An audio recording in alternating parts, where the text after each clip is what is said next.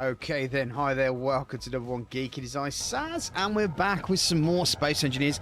I hope you've had a good New Year's and are willing to come back and enjoy the nonsense that is me and Chris.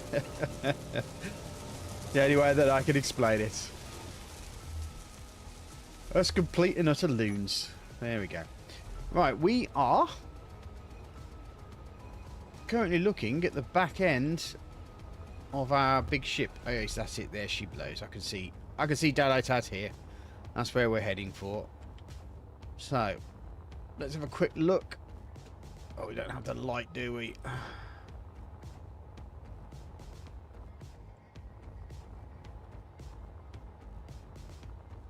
Never mind. But we do have a job to do. So how much do you think?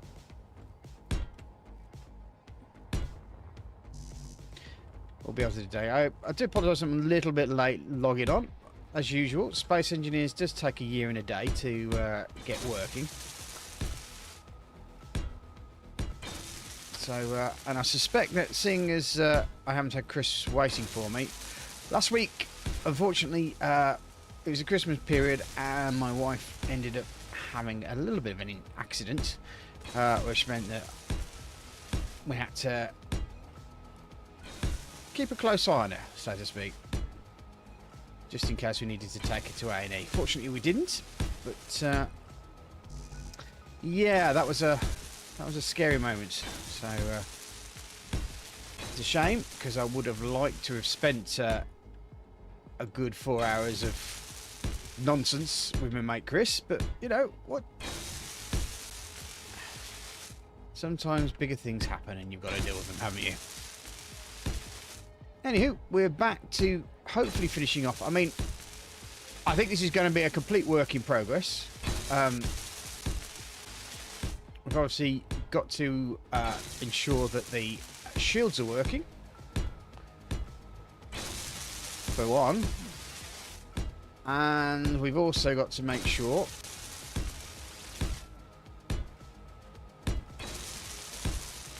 that we've got enough firepower. I think we might have. I'm pretty sure that Chris did spend some time putting some of the more potent of weapons on the list, so to speak. But I think also we need to do as well is to start thinking about putting in bulkheads. So basically giving something for any enemy if they do get through our shields and do start penetrating the armour. We'll have to get through to get to the shielded part, which is that big black box in there, which you can't see, I'm afraid. But yeah, that's the gist of it. Effectively, we've got a big ship that's going to take, hopefully, an enemy time to get through to our vital organs, so to speak.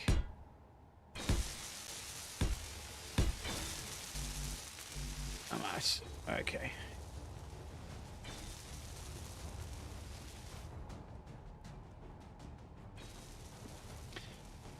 Okay, all I've done here is put in some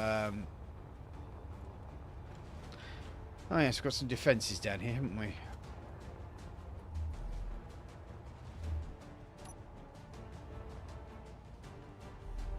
Didn't I put a...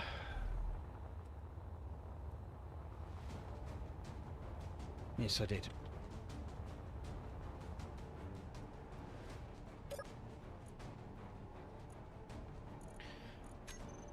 Do we have... Now, the other question is, do I have access to all the bits from here? Because I think I may have had a problem here last time. We'll soon find out.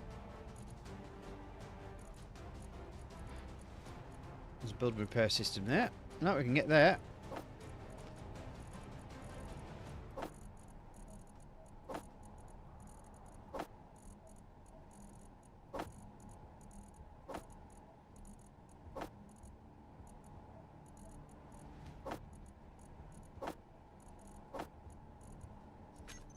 Okay, I think I know what else I might do. If I can.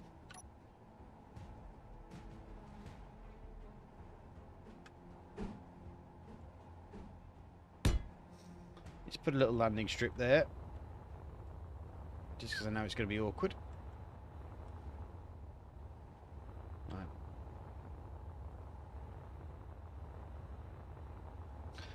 Now, trust me, those are what I'm going to be firing off.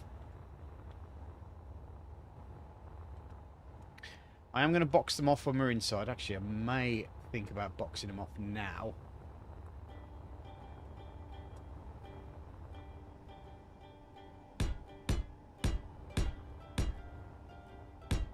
Let's give them a little bit of... Oh. Let's give them a little bit of protection.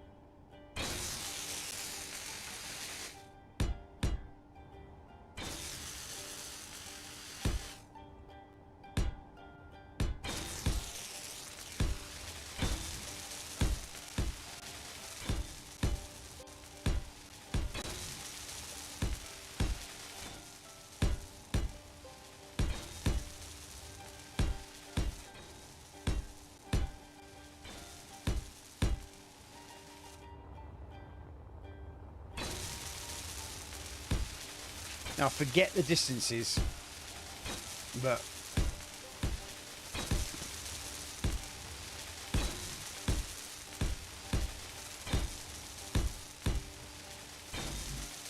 for thruster before they burn. But nice thing is, at least we'll know if I make a mistake, it will just burn through it. We've got enough steel to deal with the problem.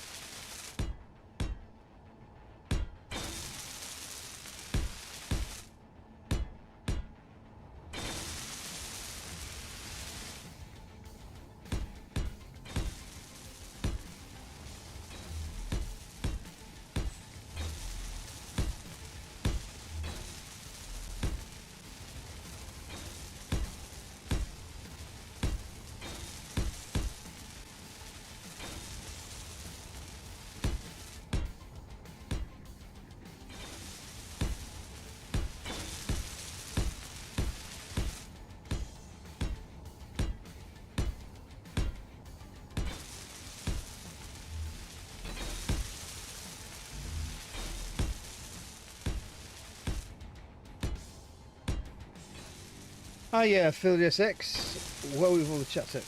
Oh, sorry, I'll shut up then.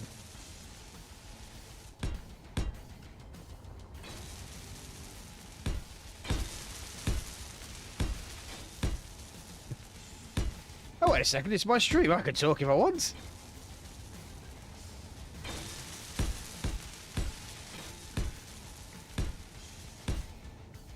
Oh, how I nearly got fooled into shutting up.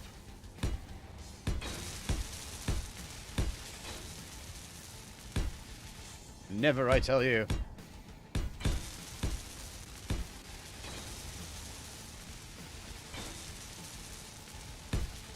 I'm fine. I hope you had a good New Year.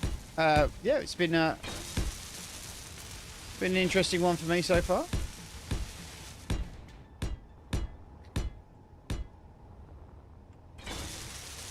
Well, just trying to get myself organised before I start the whole load of new series or is it series? I think it's series that I plan to do. I've already started on the Project Zomboid one now that Build 42 is out. I think Chris and I probably said last year that neither of us are really going to be looking at getting Space Engineers 2, at least until the survival and the multiplayer is sorted out. Oh, my only worry is that it's going to end up going up in price, and then, you know, my major worry is that I think I paid £11 for Space Engineers when it first came out, and that was when it was no planets. It was just you're surviving. Is an asteroid. Good luck, mate. Tra. So, and I thought £11 was fair for a game that was obviously not in anywhere near complete. But thinking about how much money I've spent over it over the last few years, I've bought the game for other people, and of course all the DLCs tend to add up as well. So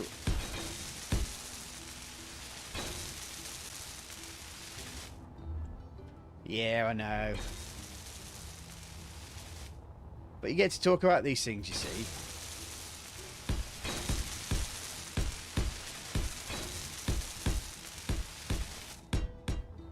I mean, from the announcement, they are definitely not going to be focusing on survival or multiplayer. Well, I think they might do multiplayer, but it's only for people who want a creation build.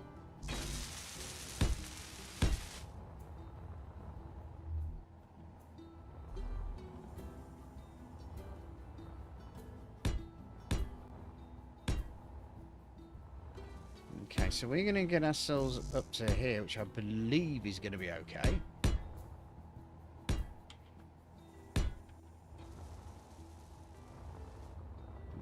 Should I, just for making sure that things are safe, should I leave a gap there?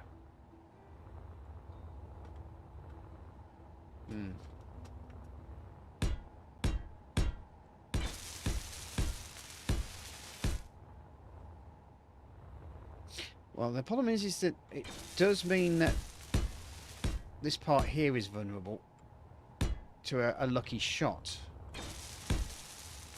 So part of me says no.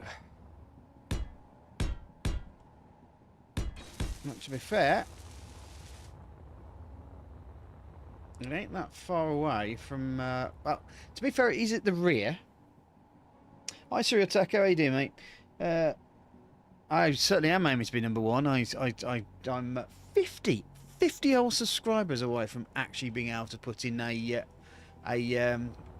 paywall. Well, not a paywall, but you know what I mean. People could send me gifts. Send me their lovely, lovely money.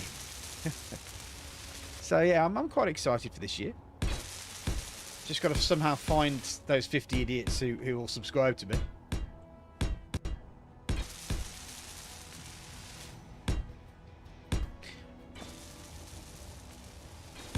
Well, I don't mind the story missions. I'll be honest with you like that. I think as long as it's kind of an aside thing, if you know what I mean.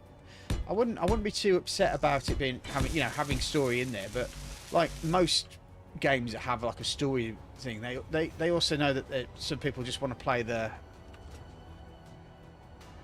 game, so to speak. So yeah, as long as there's what am I doing?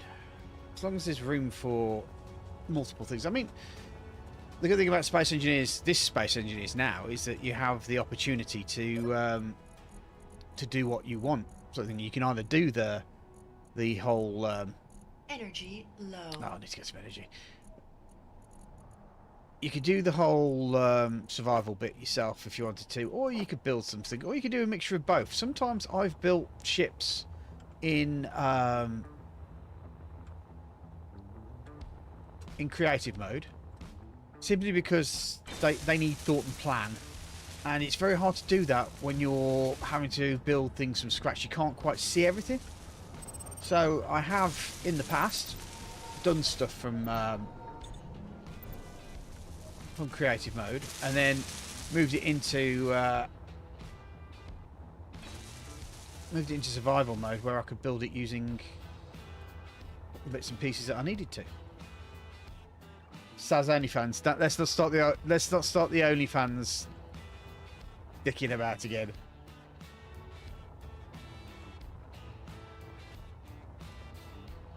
Before we know it, we've got Jam Doggy desperately trying to beat me at the funnies. Right, where are we?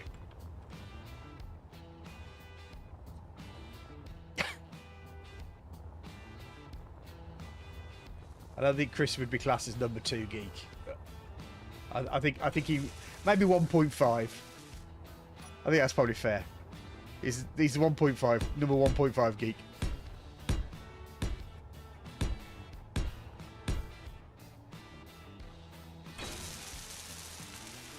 Well, you see, the thing is Frostbite, if I remember correctly, was actually done by a mod maker.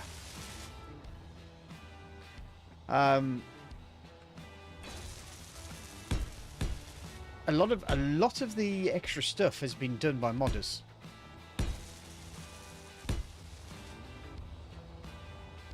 In fact, I'm pretty sure that there was a lot of stuff done by the modder who made the water mod. I forget their name. I haven't been really up in the world of modding in Space Engineers for a very long time, so if they are watching, I do apologise that I've forgotten your name. But they did tell me. I know that while I was doing a stream, I actually spoke to someone who actually made some of the content for Frostbite.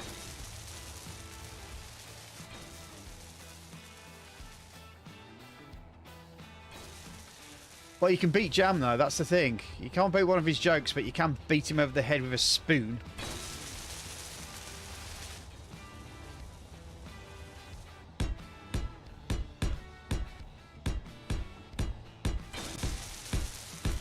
I wonder if his ears are burning right now.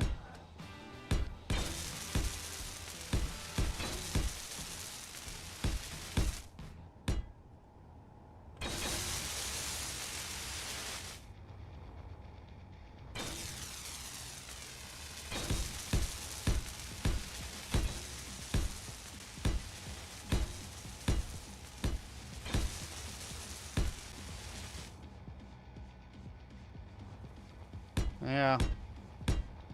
If they screw up Space Engineers 2, they'll be about as popular as someone who says 8080 to describe an Imperial Walker from Star Wars.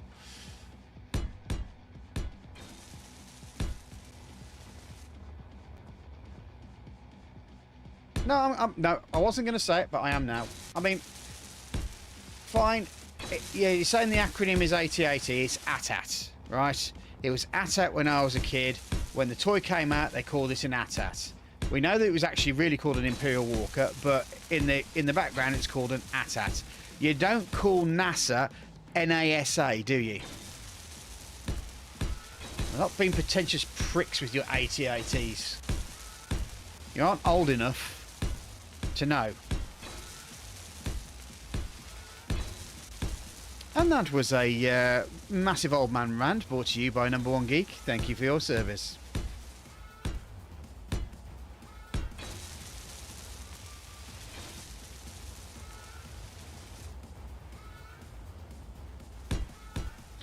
Honestly.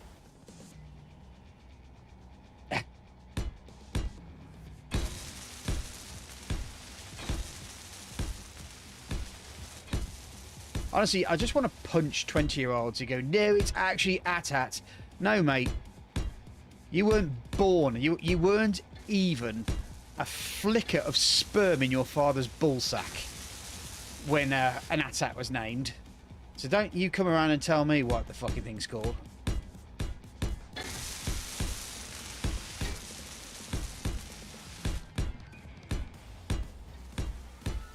Oh, piss in your soy milk.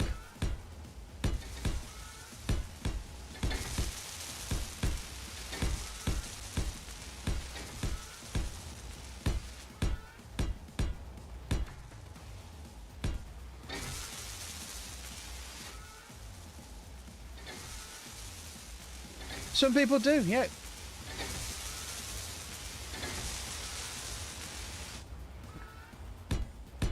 And it's the whole GIF and GIF thing. Look, here's how English works, right? Is if the word graphical started with if it was a giraffical user information file, right? A giraffe information file, then it would be a GIF. Because that's how the first letter works, right? But it's a graphical, which is a G. So it's a GIF. Anybody who says different does not know the English language and needs to get punched in the face.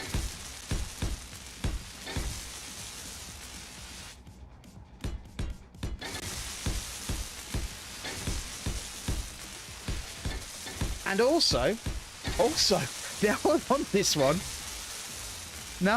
one, people who say I can care less. Well, fine, of course you can care less, but I think the term is you can't care less. If you really, really, really want to get me in an anger, use the term addicting. It is not a word. You've made it up. I don't care what your silly American dictionary says. When you go for English, it's the Oxford English Dictionary and nothing else. Thank you. Addictive.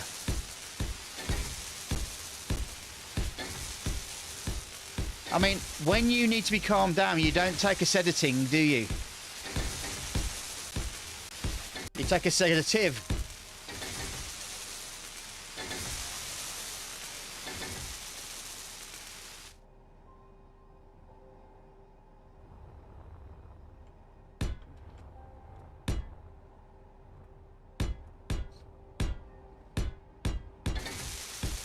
Do you know what? Sometimes it feels good to get the shit off your chest. It's a new year. I'm just going to let it all out. Let all the anger out in one go.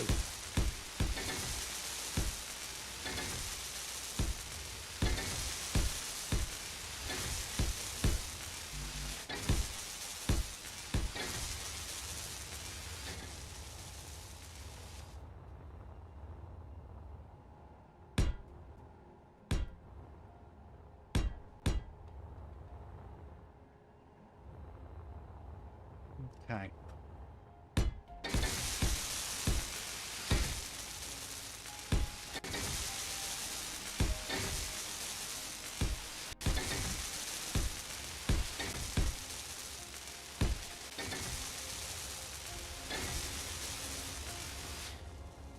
So, if you're watching this on video stream, what is your most irritating abuse of the English language? Pop it down in the comment section. And I'm sure to rage with you.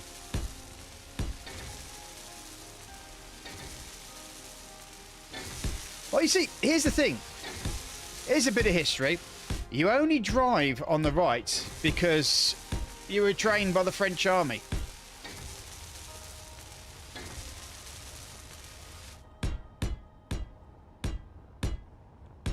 Because Americans were trained by the cheese-eating surrender monkeys. They were driving on the right was basically because of their military doctrine.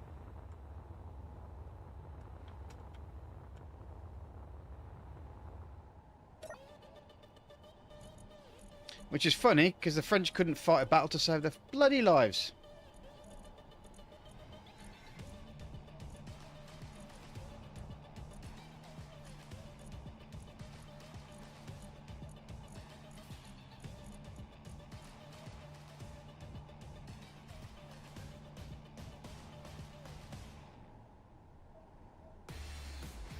Right, I think we might be out of steel plate.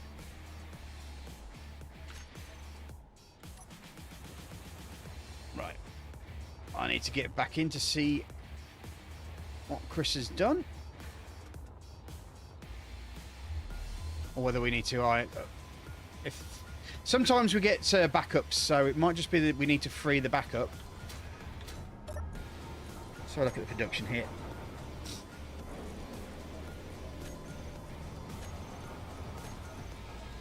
Or it could just be that we haven't actually been concentrating on anything but the big stuff. So let's get assembler 7. I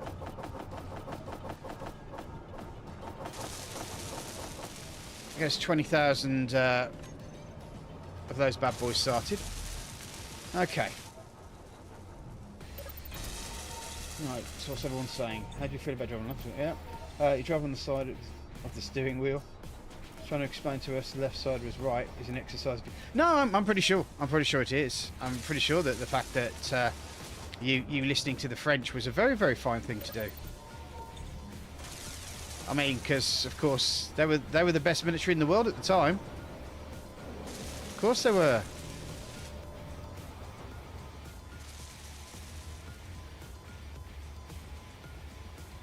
See how their right side doctrine did at Agincourt, shall we?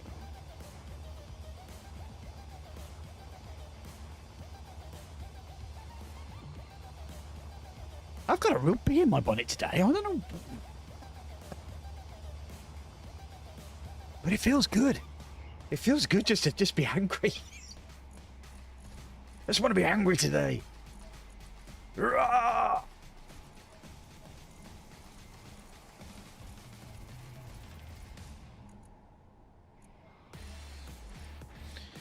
Now I'm desperately thinking of other things that irritate the shit out of me so I can just rant about them.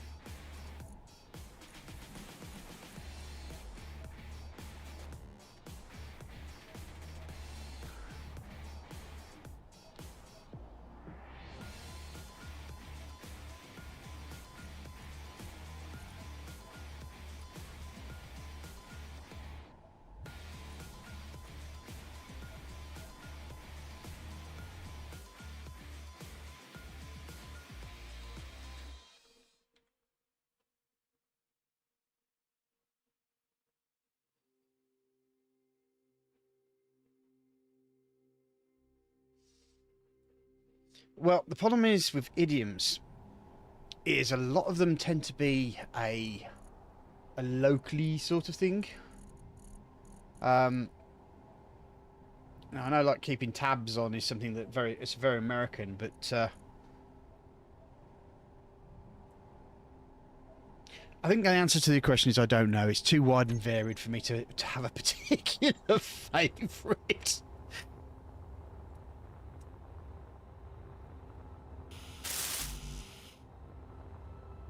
Right.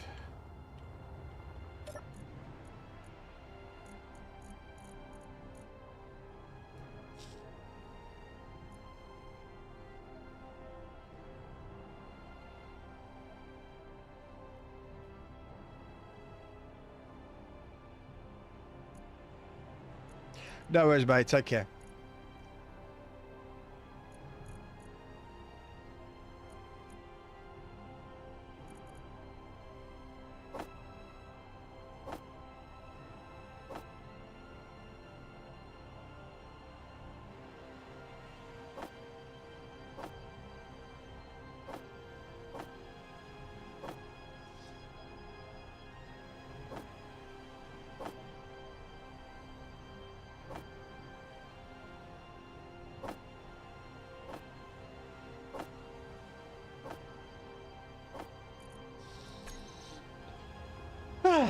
Right.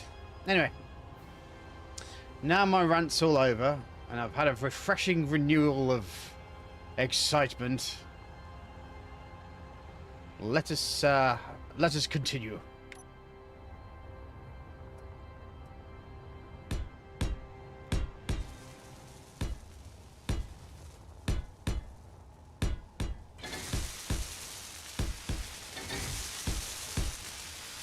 So, anyway, what we're doing is we're just boxing in all of the thrusters. So, if anything does pierce through, they will be at least somewhat protected. I mean, once a missile hits, There's not a lot we're going to be able to do about it. That's just a fact. But you know, even just a little bit to stave off the destruction of our thrusters. I mean, we were very lucky when we got spanked by the enemy. That we had very little in the way of thrusters left. But we had one. So that was an interesting endeavour. Me trying to get a whole ship out with on one thruster. It takes a certain ballet, let's just put it that way.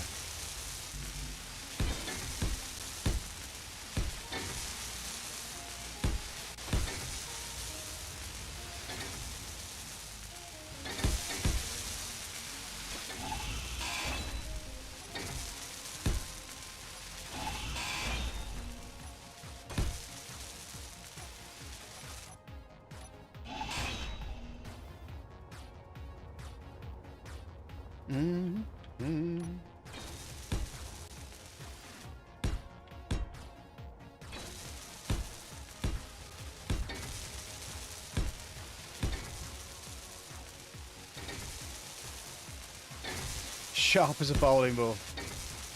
Yeah. I think, well, actually, I'll tell you what, I do have one. Like a fart in a colander.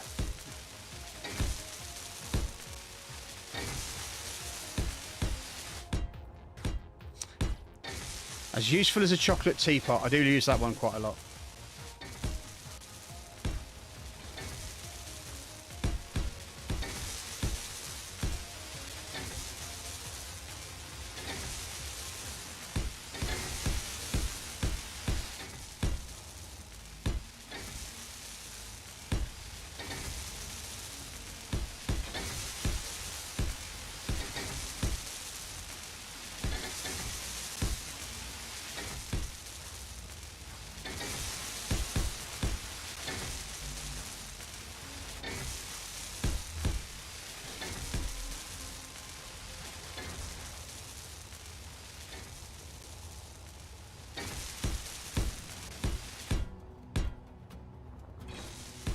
Okay. Just got to work out how far out we're going here.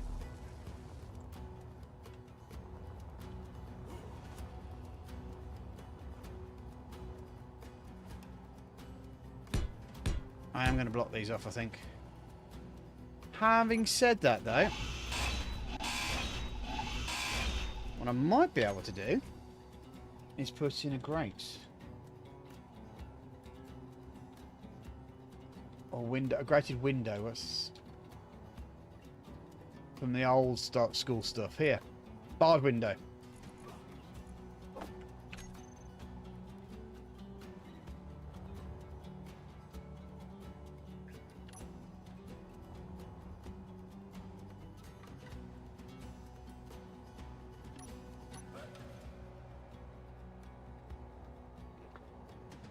What happens if we've picked a small ship barred window? Is there more than one?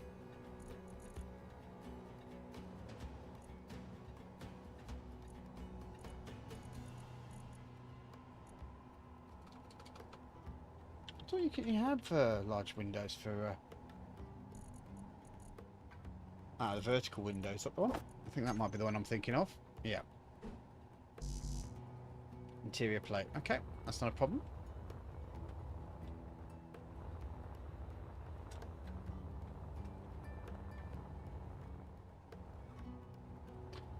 Yes, they are. They are. Give me a second. So let me get what I need to get first, and then I can go into them quite in good detail with you. Where am I? Interior plates. Interior plates. There we go. Okay.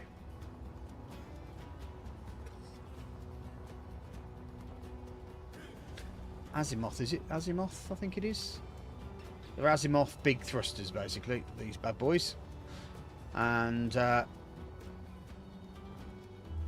produce a heck of a lot for us. Let me see if I can... Yeah, the Azimuth big thruster, and you can get them in different colours as well.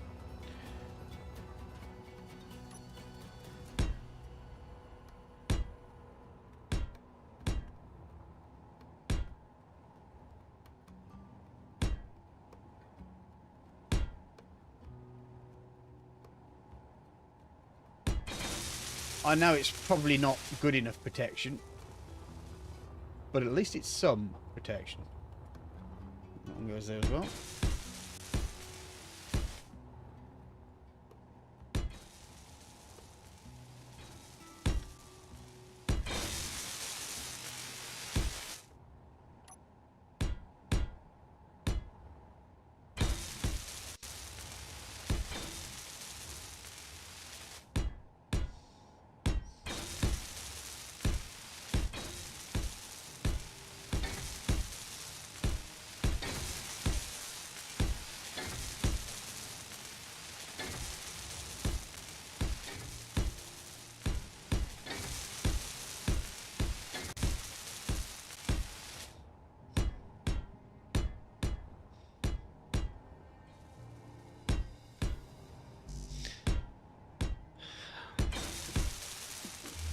Effectively, we've just put in the thrusters that we need to that can push this ship effectively.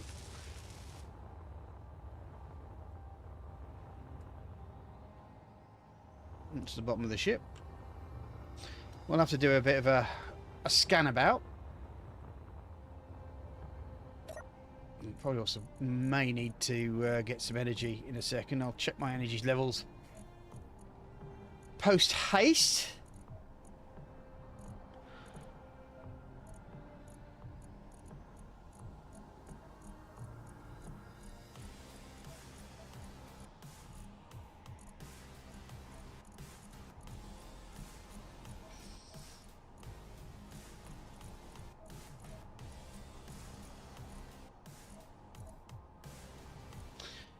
Are we still... Assemblers, isn't it? It's assemblers I need.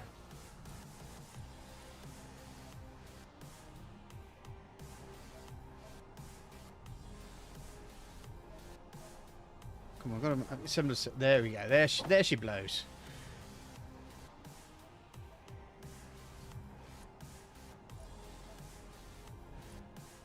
She's not... Looks like Assembler 7's been drip fed ferrous. Okay. I am only using one assembler though, so... And it is also trying to supply the bobs with this stuff as well, so... I think we can kind of understand it's struggling a little.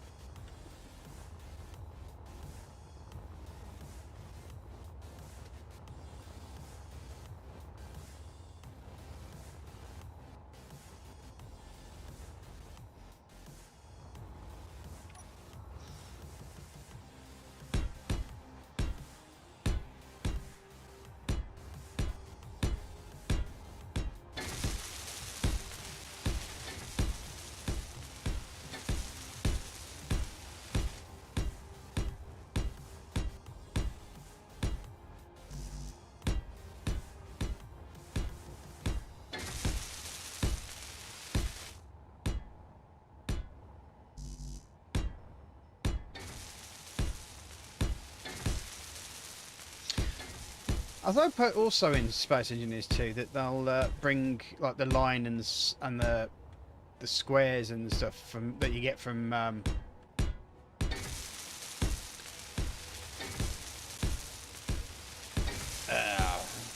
here's me, I'm a bit flustered now. What am I saying? I'm trying to say experimental. It's the opposite of Survivor, but obviously I'm not thinking right now.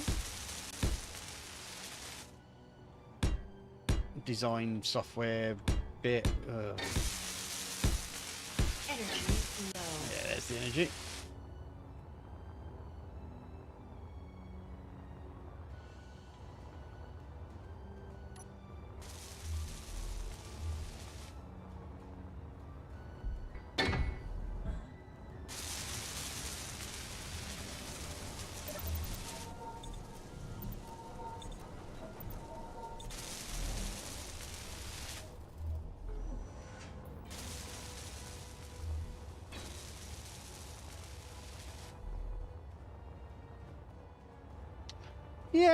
Yeah. But that would mean their AI would have to work. And I know they've spent thousands and thousands upon their AI, because I've forgotten his name now. Their manager pretty much spent a lot of the money that they made from space engineers on AI rather than actually, like, you know, improving space engineers, which rubbed quite a few people up the wrong way, if I remember correctly.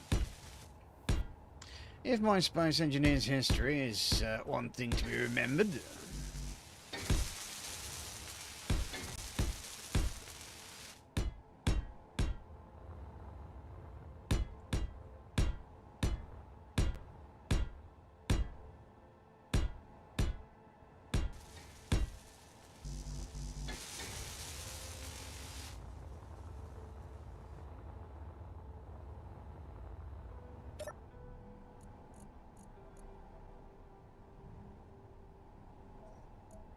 Well, I have found, I'll be honest with you, I have been very sceptical about AI, stuff like that. And I did a series called the Colony Wars. And I just wanted to just do a little, like a short story that I'd been thinking about, like a whole thing of the human race being split out into different colonies sort of thing, and the differences that were made by the fact that they're all on Assembler 7, don't I? That's the problem I always found with AI is that, you know, they give you that little taste, and usually that taste isn't very good, and then they stop you after like 2 or 3 things and say, right, well, now give us all your money, and you're like, well, yeah, that ain't very good though, mate. I can't, you know, why should I give you my money when the pictures you're doing don't really kind of do what I ask them to? I know there's some high-end ones out there where you've got to spend, like, you know, $500 or $600 a year to have access to it, and I know that some people have been doing a lot of video based on those sort of things, so they're kind of hedging their bets on making their money back from their YouTube hits. But I did find one that's absolutely free, and it suffers from the same problems that most of these ones that have a paywall behind them do, but you kind of forgive it because it does it for, I think you have advertisements. I think you and I'm when someone's giving you something for free, I really don't mind. You know, if you have the chance to watch a video, I don't mind doing it. Just or look at a banner or something to do that. I don't. So, you know, it's one of those ones where you kind of switch off your VPN and switch off your ad blocker on them, just so that these people can get some sort of revenue in. But no, I mean, the thing is, what I found is that, yeah, you do get some bad results, but probably about 1 in 50, you get a really good result. And when that happens, you kind of think, well, all you're doing is just pressing the retry button until the AI gets it right. And so I think that when you have that ability, that's when you can start seeing the possibilities. But the other thing is now is that, like, I mean, ChatGPT, they're all about making money. All they're out to do is, so people who use ChatGPT have to pay a license for them to use the ChatGPT AI system. Whereas these people have obviously just made their own AI and giving it out free, and it's learning from you using it. And they've recently just added, like, you know, AI chats and stuff. So I've been having fun making fun of the AI bots, but at the same time, me talking to them is making them better, if you know what I mean. So, yeah.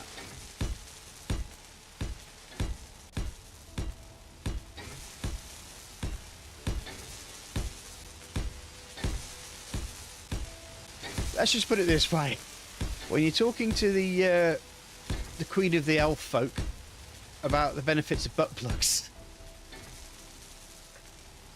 and you're having a serious conversation about it,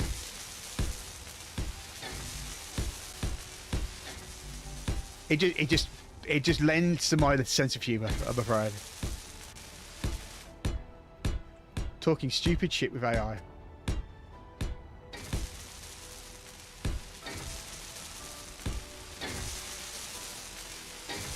Oh, Jesus Christ. Oh, if you're talking about something like the new D&D Beyond thing, where they're trying to get AI GMs in, oh, they're going to make you pay. They're going to make you pay, but good.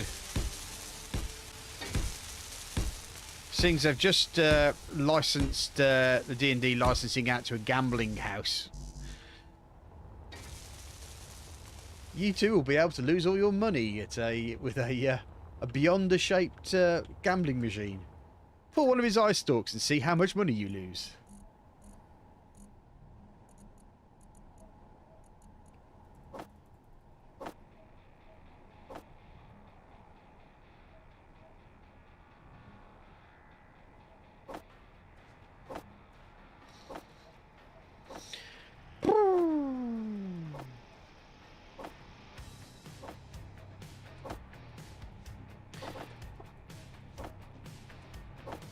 I think the only problem I find with maybe like fleet tactics is that you've got to kind of know your coordinates.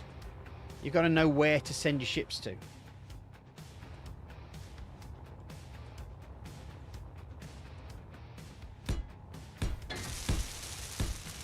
I think I'd change that to full. The foolish and the horny are easily parted, and their money are easily parted.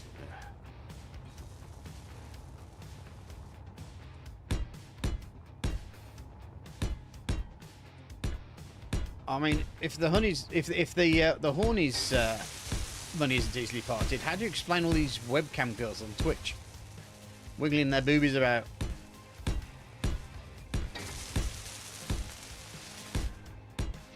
Someone's paying their expenses.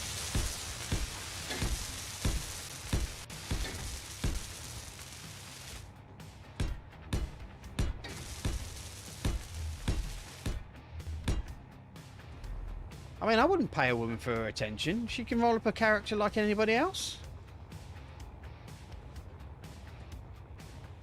To be fair, my wife isn't into D&D and role playing and all that sort of thing. But I think she realises that it keeps me quiet.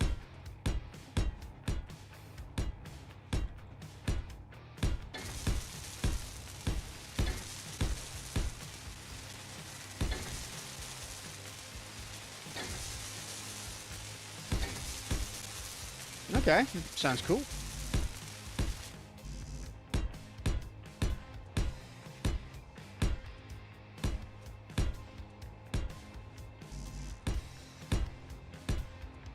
I mean, it all depends on how you feel about playing the game. I mean, if you can tap into the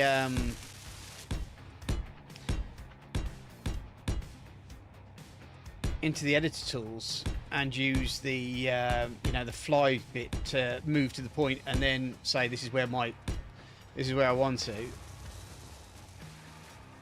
Apparently my scene's too complex.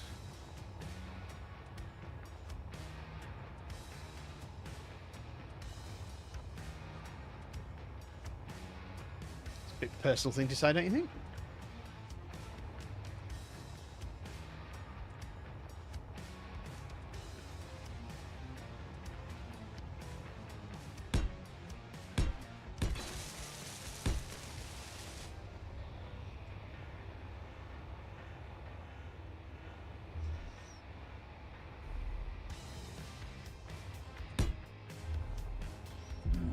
Oops.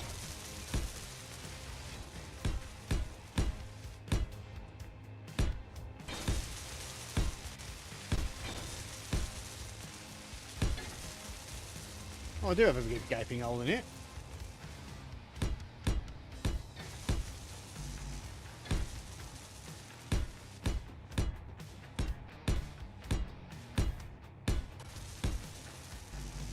I mean, if I was sensible, and I think we all know I'm not, I would probably, if I wanted to keep my engines, I would have probably put a heavy armour around them. But no, 'tis me. El Stupido. El Footing El Malfo.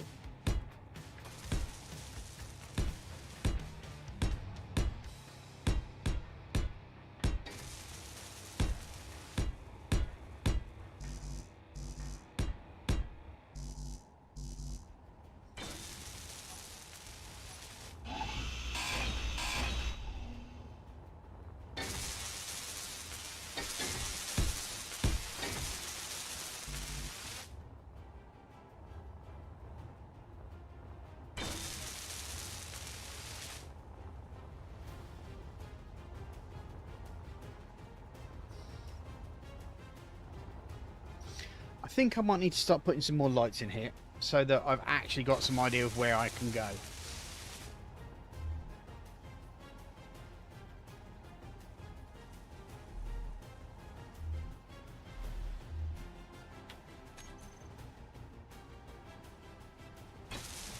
Right.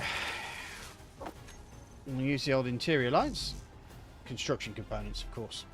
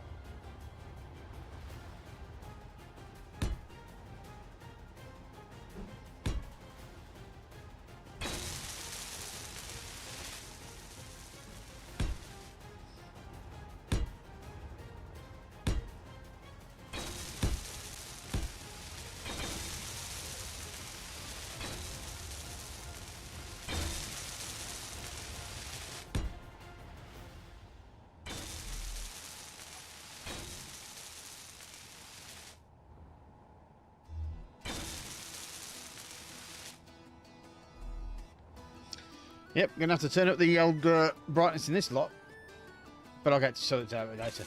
Right, how dear to meet where you sending them gold part of the fleet tactics.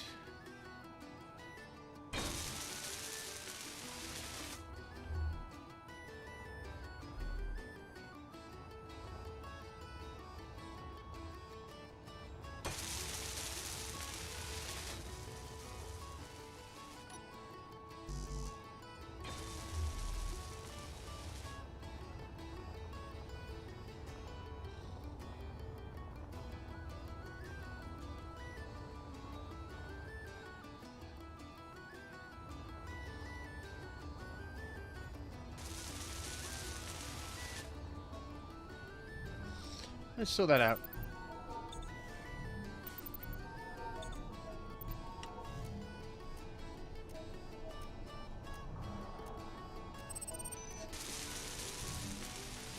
Okay.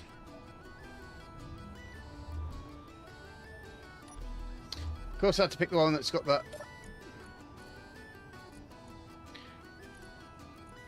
assembler Chevron wire. Here she is. Amazing. Ah. Sudden realization.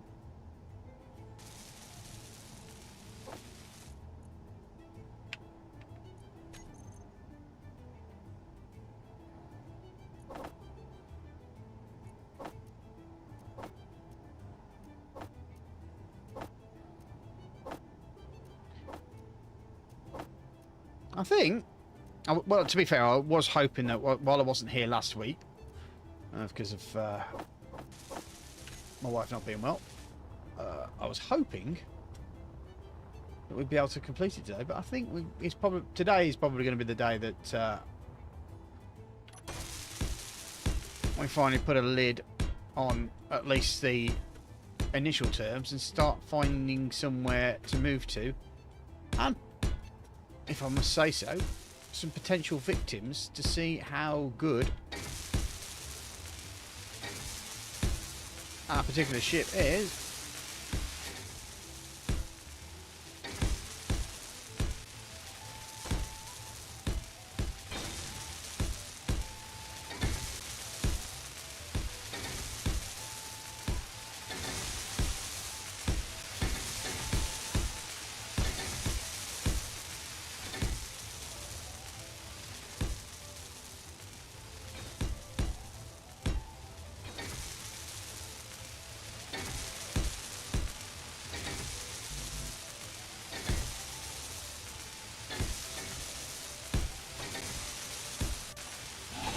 Inventory full.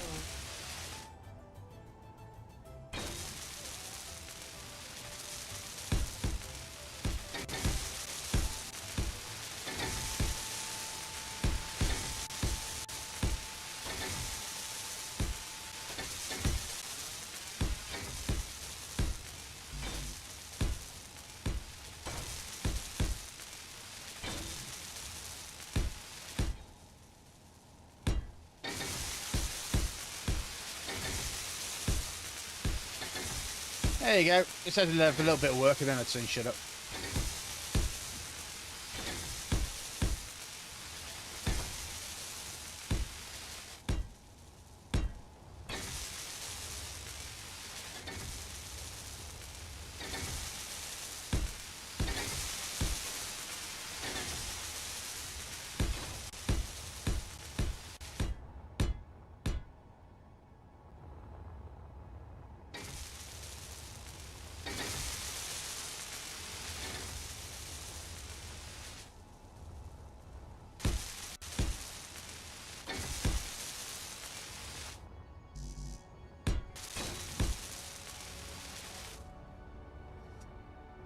Oh. That's interesting. I might have to double box this.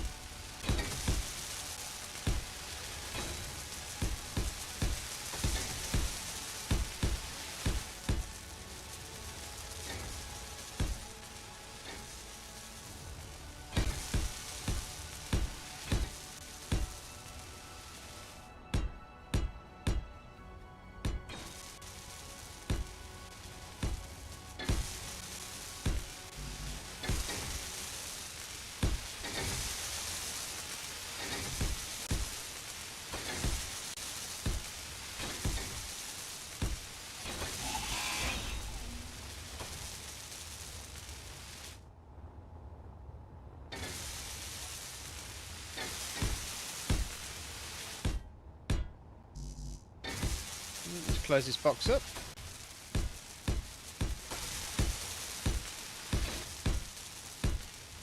I mean, it's akin to pissing in the wind, but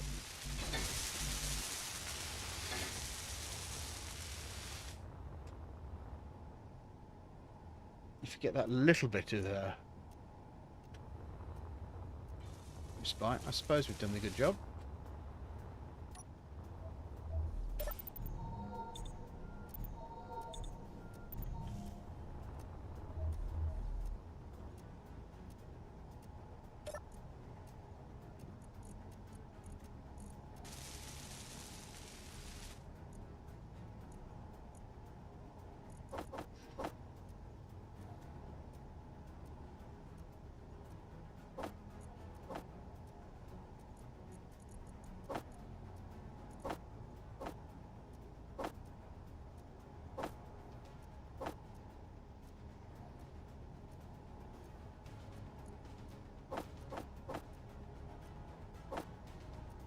That's probably about the maximum I can get. That's fine.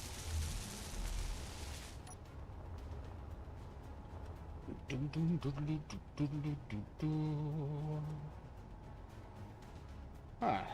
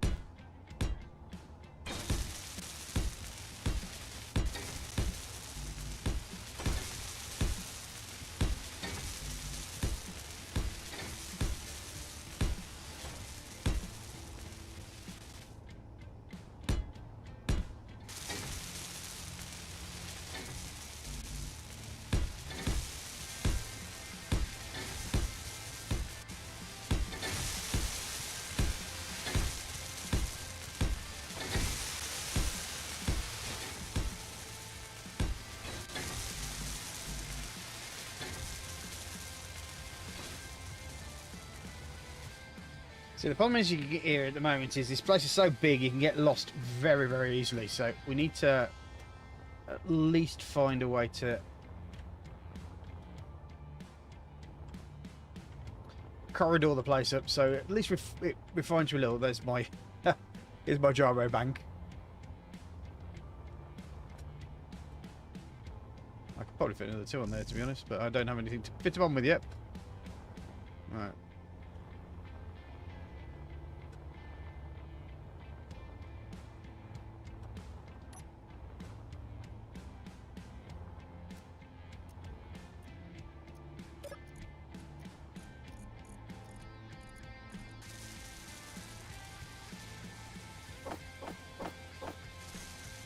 Yeah, that one's just not attached to anything, is it?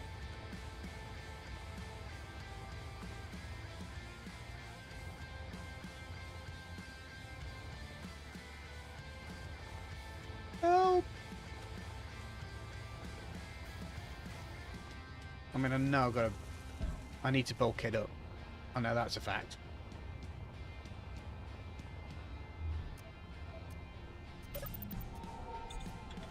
And I got a corridor up as well, or at least gain some levels, so that we know what. Ooh.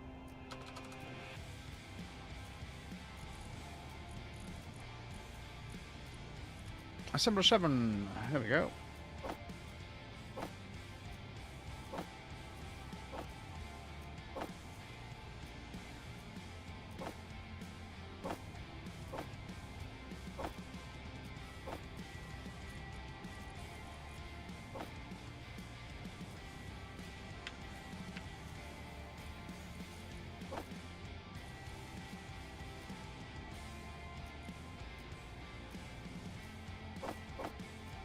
Just so I can get some more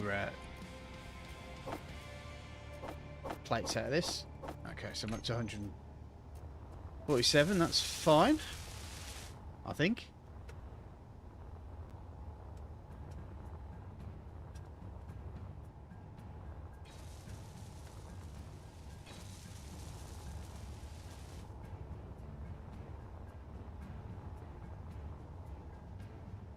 I think this is going to be an outer floor level. So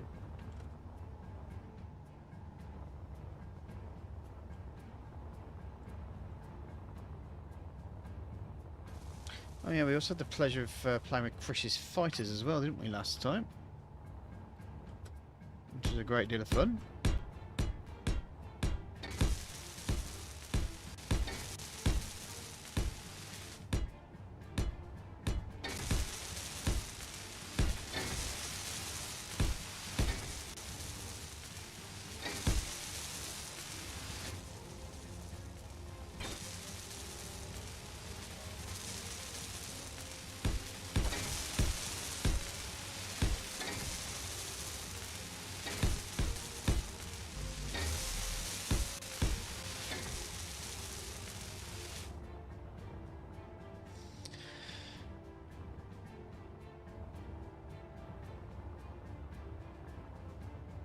And the one thing I do actually like about AI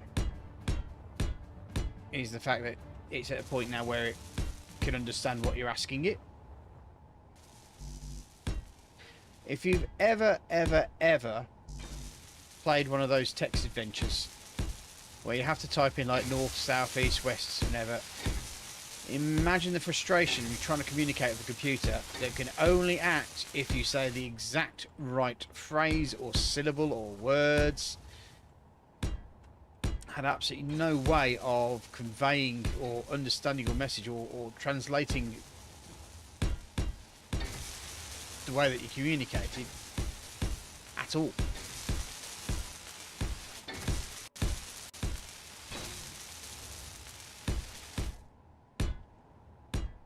So it is nice that when you pop something into an AI, it kind of comes out with something that resembles English.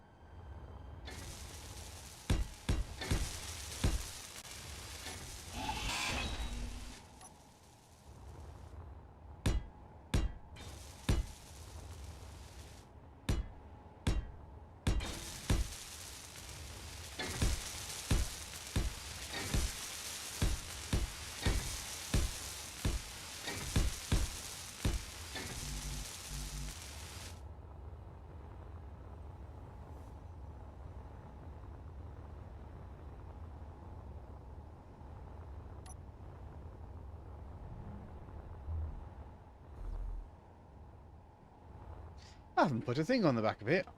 Oh dear.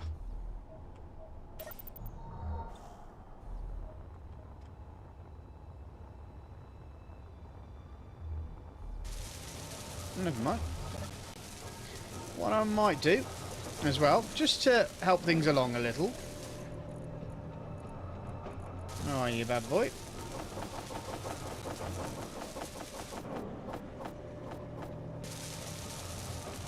Looks like we are running out of iron. Okay.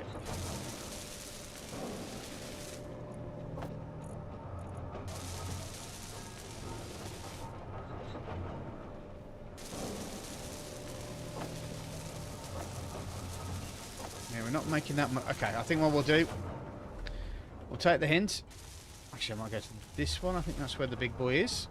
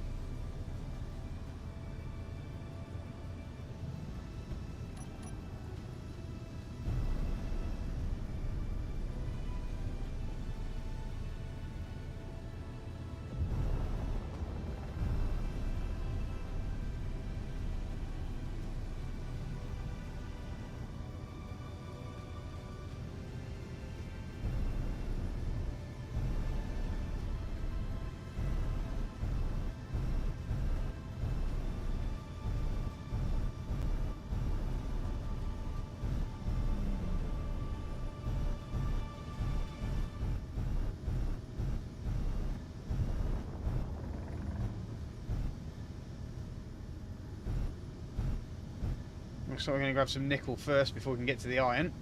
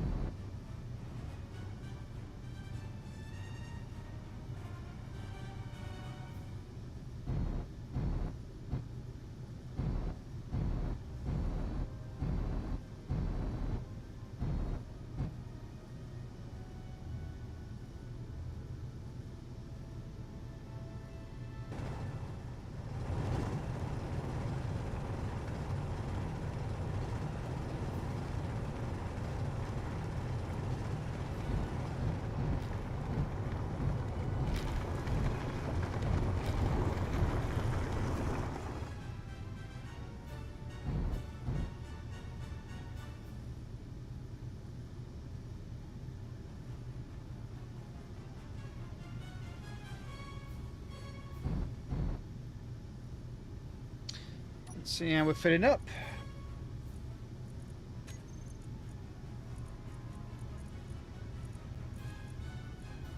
Now, drills have got more than enough so far.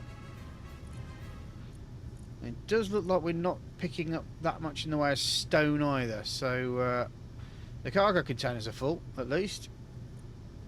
So now all we're doing is filling up our drills. Our drills can carry quite a weight.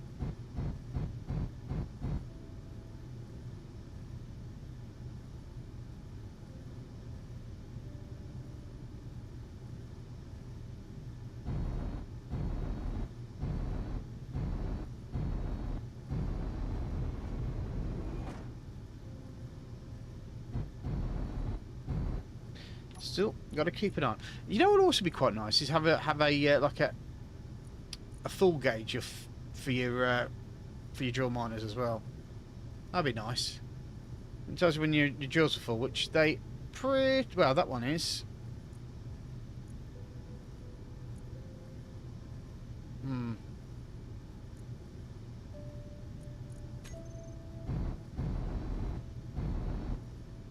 Let's put out. Who were? He said.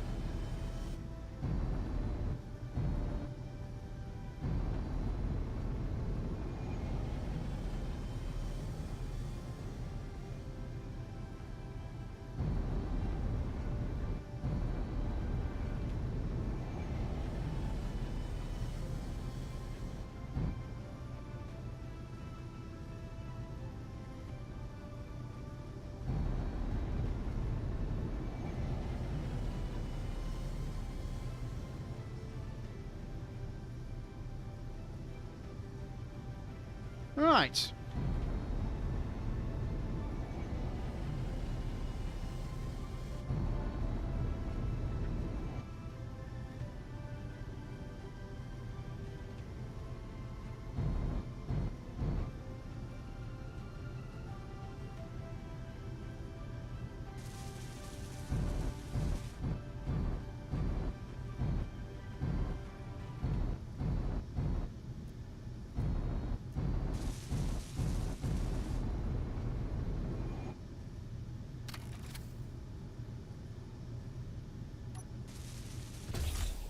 Hopefully that should give us at least enough to... Did I spot a hole? There's a hole in the middle of my ship. There's a hole in the middle of my ship. There's a hole. There's a hole. There's a hole in the middle of my ship.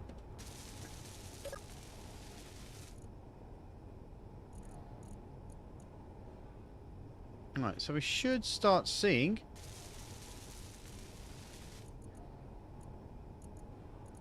there we go.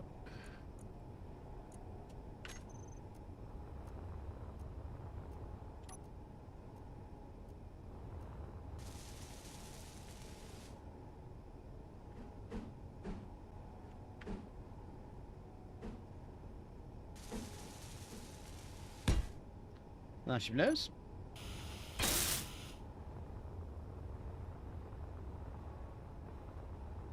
Different colour to the rest of it, but it doesn't matter, does it? That much. Hopefully.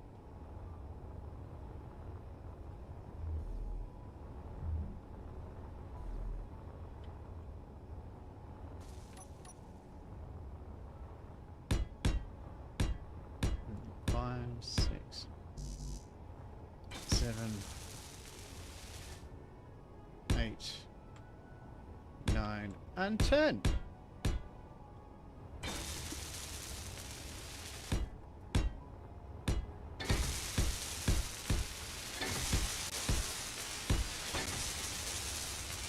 There we go.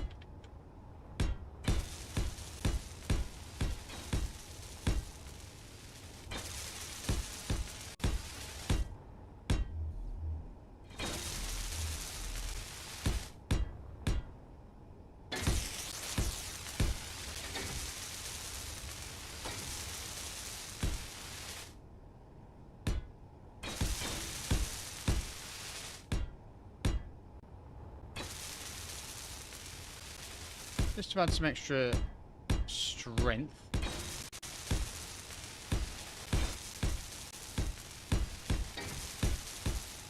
Around these boxes.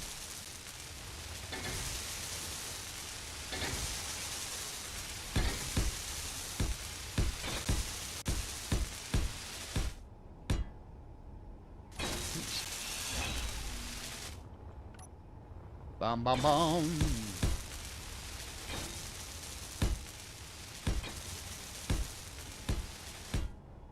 I mean, to be fair, I think we're pretty much ready for a shakedown cruise. Just got to make sure that we've got enough iron to actually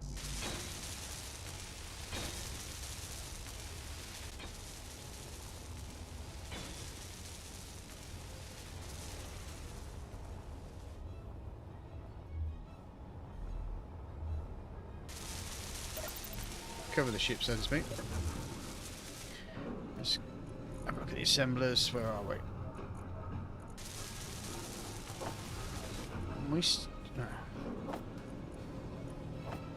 Assembler 6 is certainly mounting up, isn't it?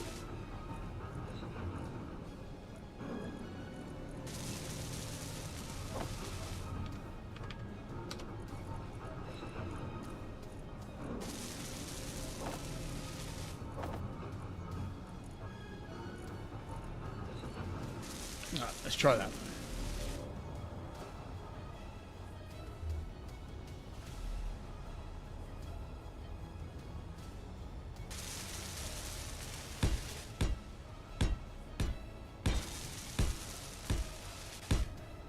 You know I'm doing all this, and you know it's probably never going to be enough. As soon as one of those missiles penetrates it, that's it. Everything's gone.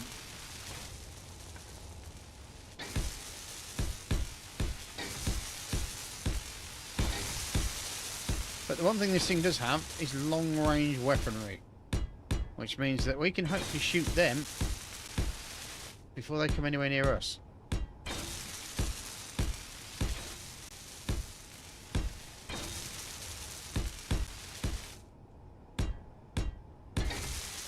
And I like having that advantage.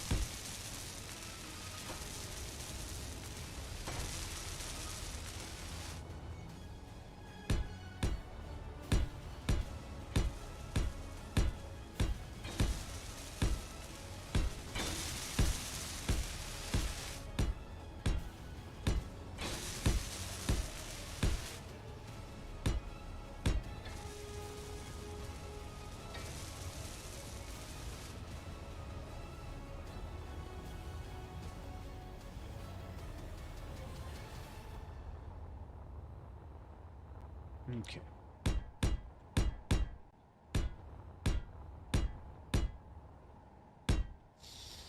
One, two, three, 4, 5, 6, 7, 8, 9, 10. That's how much I'm giving it.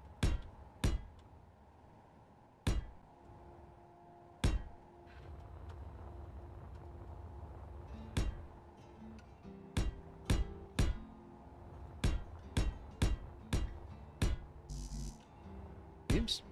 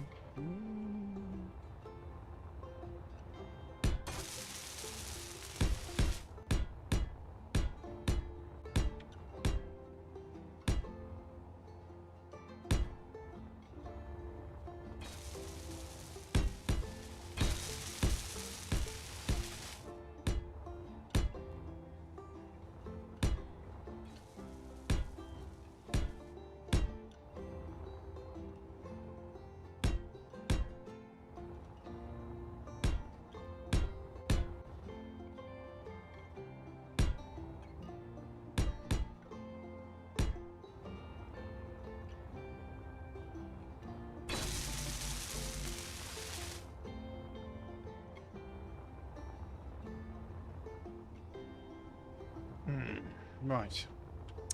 Need some more. There's the entrance. There she blows. I need to get some more energy and some more oxygen. Might even have to go get some more ice if I'm not careful. It's okay, I'll just blame Chris.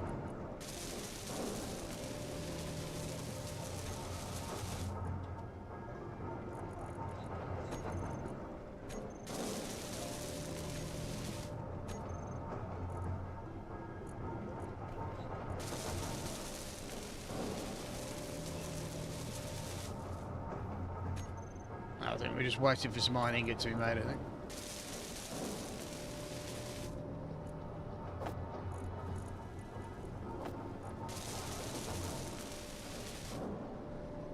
Cheeky monkey.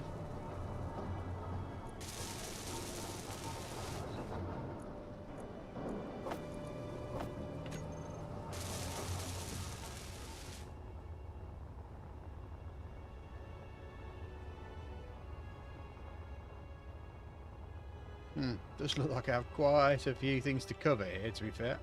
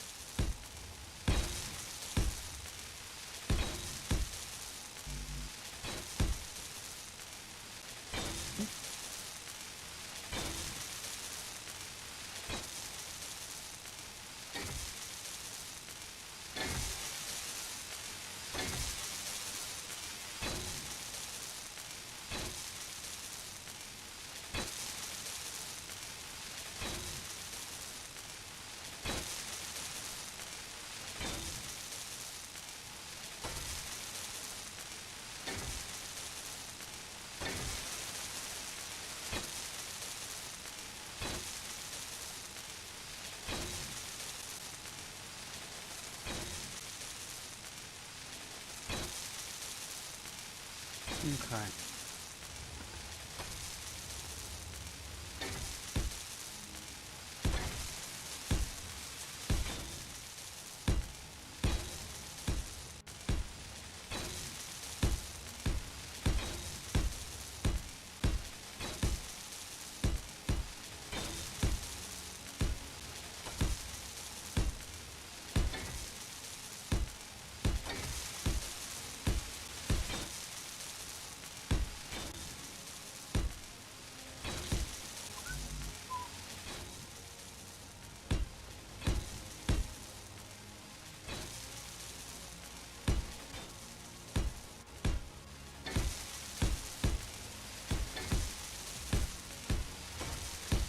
As usual, I'm doing a lot of building and everyone's getting bored.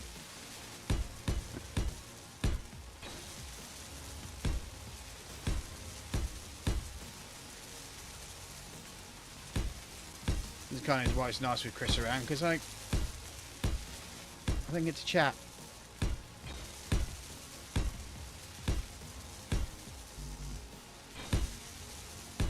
Okay, so that should be that done.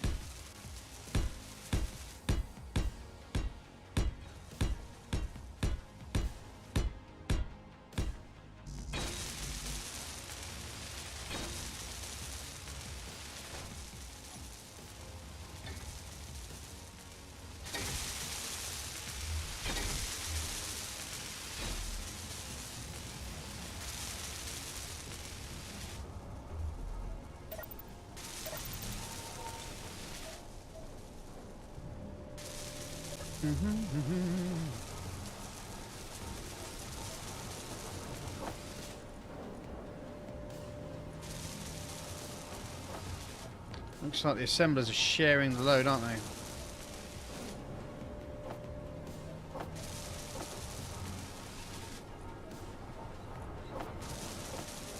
Assembler 7 might not be in the chain. That's why it's not working.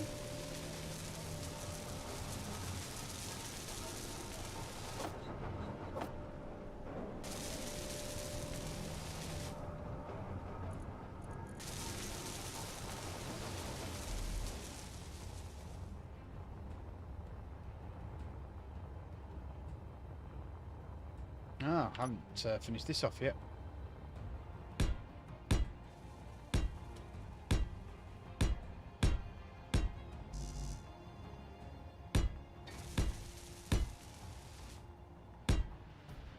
I think this one is probably going to be the most vulnerable one because it's so close to the rear. But, as usual, we do tend to try to point the ship where it's strongest. So it wouldn't really be, unless we're running away. But then again, if we're in a position where we have to turn around to run away, we're pretty much screwed already.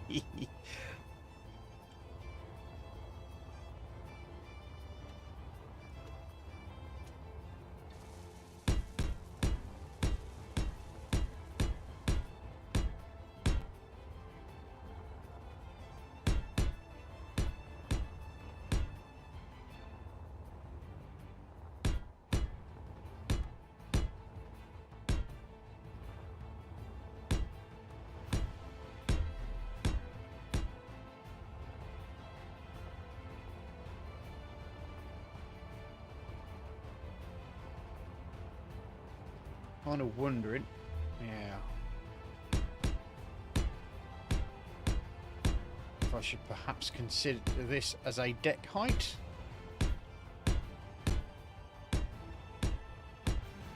Which will help me at least put in a lateral frame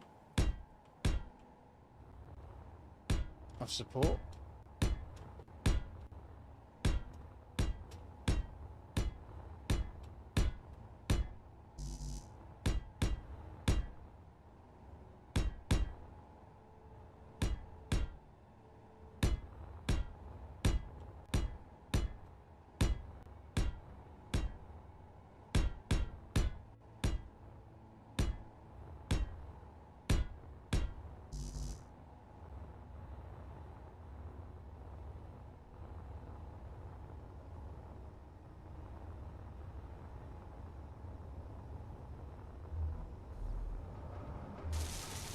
Holy moly, I've got a lot of depth to cover.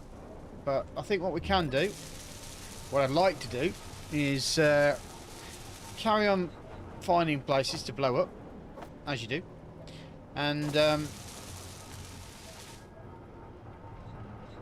build up our stocks and try to get this ship pretty much ready for the inevitable death encounter.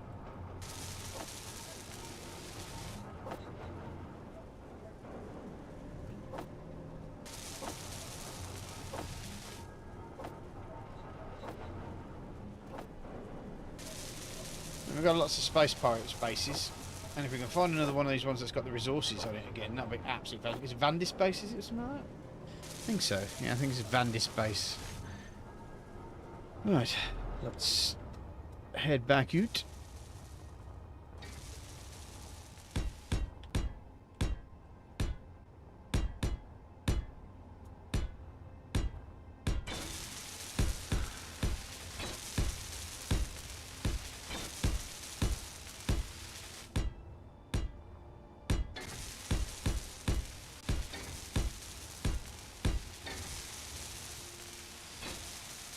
Okay, so we got 1, 2, 3, 4, 5, 6, 7, 8, 9, and 10.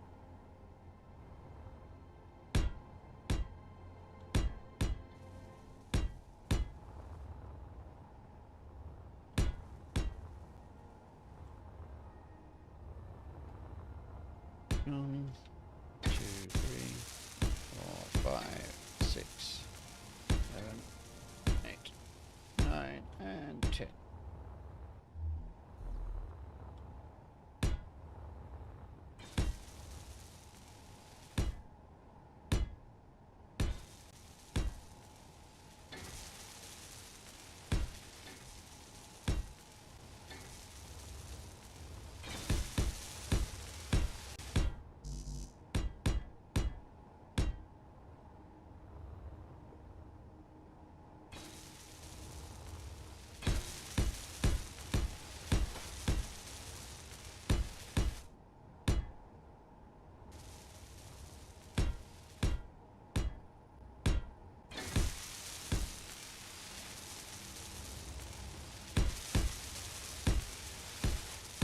I'm pretty sure that 10 is overkill. I think it might just be 7 actually for the large thrusters.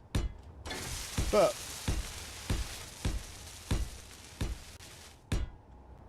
giving it the respect it deserves is probably going to be a good idea. And I'm talking to nobody. Hooray! That's probably because Chris has gone home. Yay!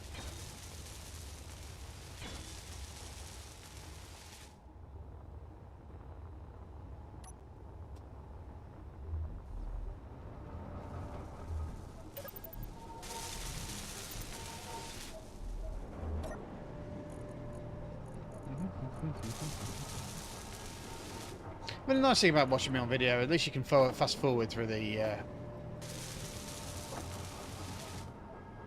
crap jokes and blatant grumpy old manism.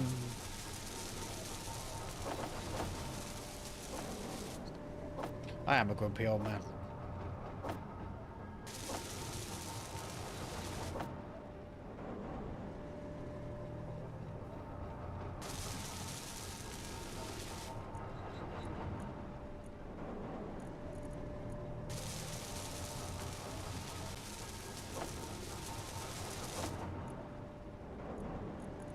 Let me look at the refineries. Maybe I can help.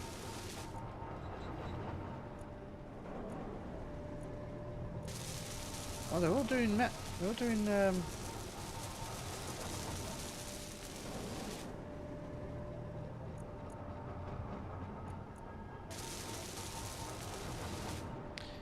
we're all doing iron, so I guess demand is causing a problem. Well, That's what we're here to do.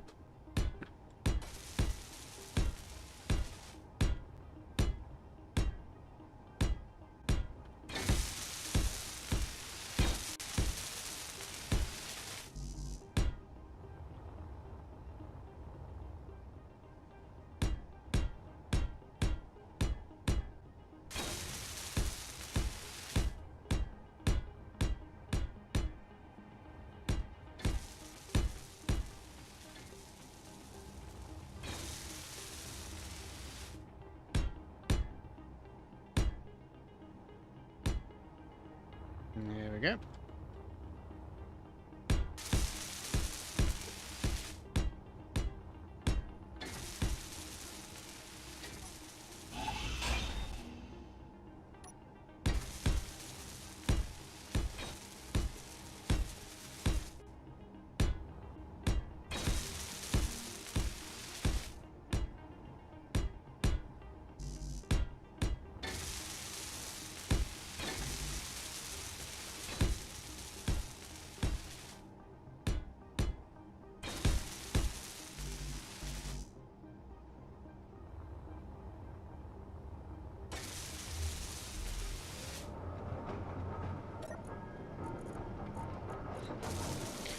Right. And there's 24.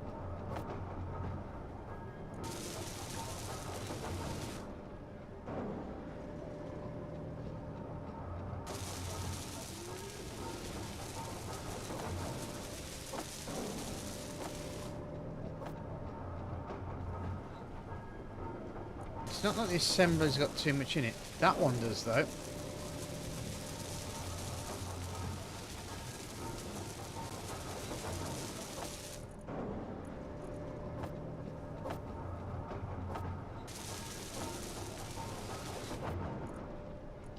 Hold on, I think what's happening here is the assembler's getting blocked up.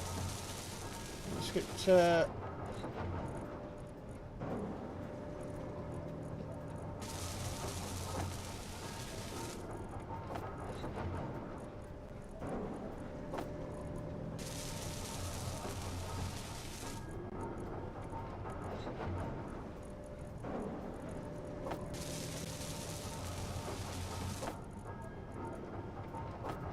Whoops. May have been a bit overzealous there.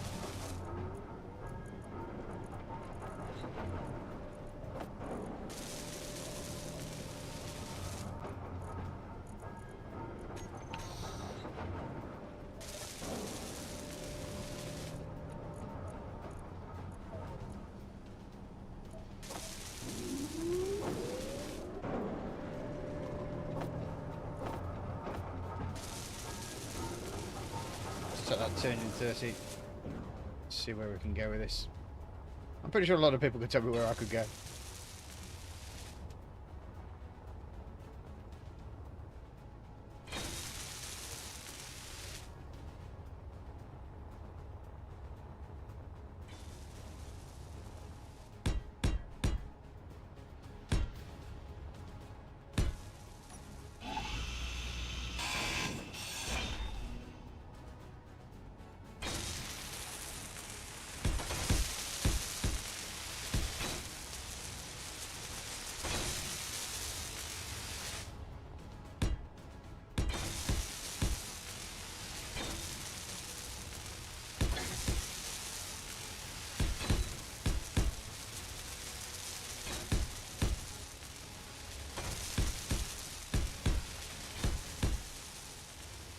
Do you know what I'm going to do? I'm going to bring it all the way down to here.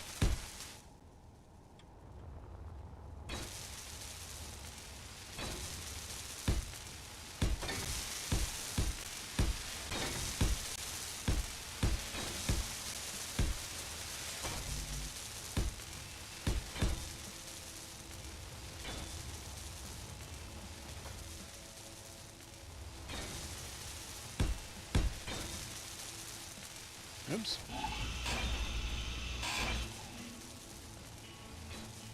Okay.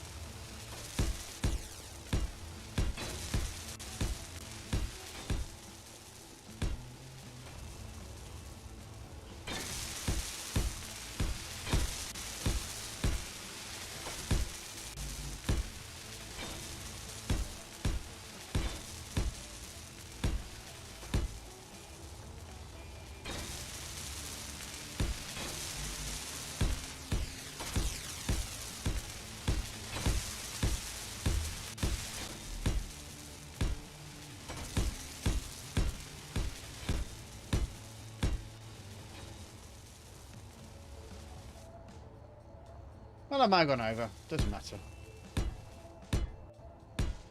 It's all strength, isn't it?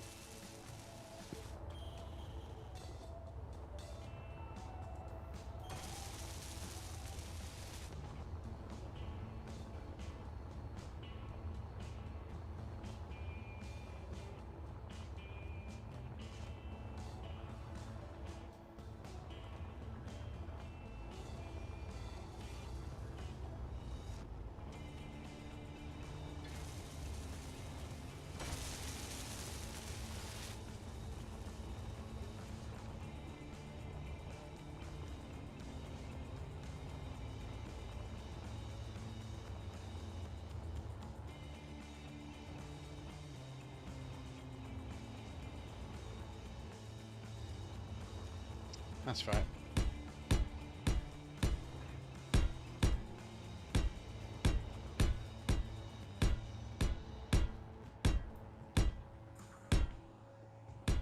Oops.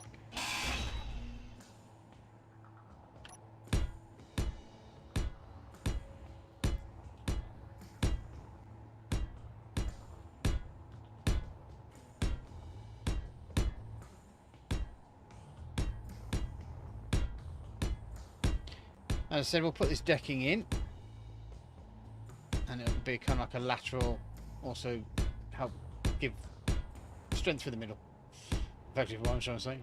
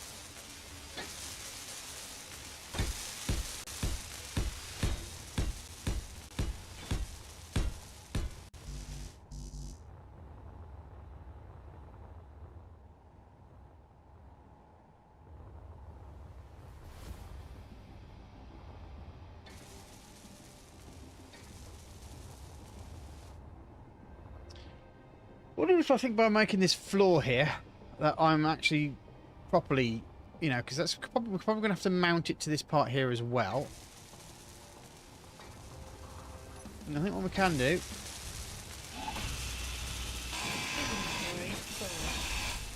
let's get rid of that.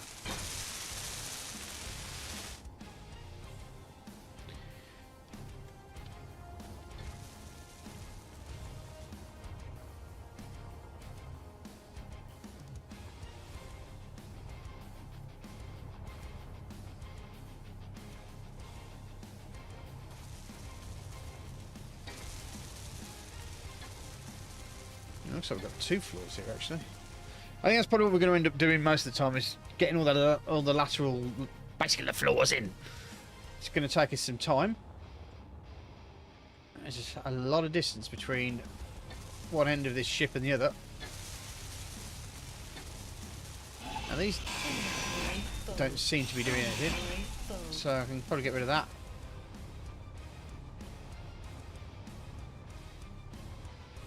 It does look very imperial, doesn't it? With the black and the grey.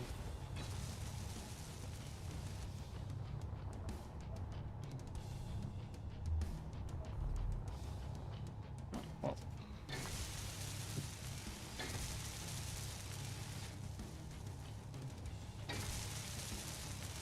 I'm pretty sure Chris will be here very soon.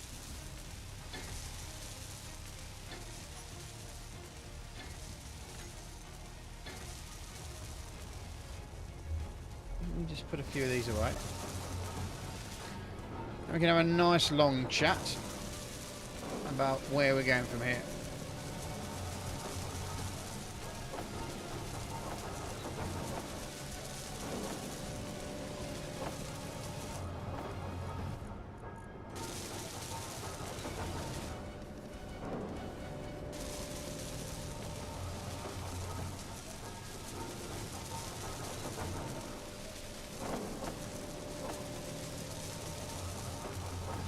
Number 7's back up and running again.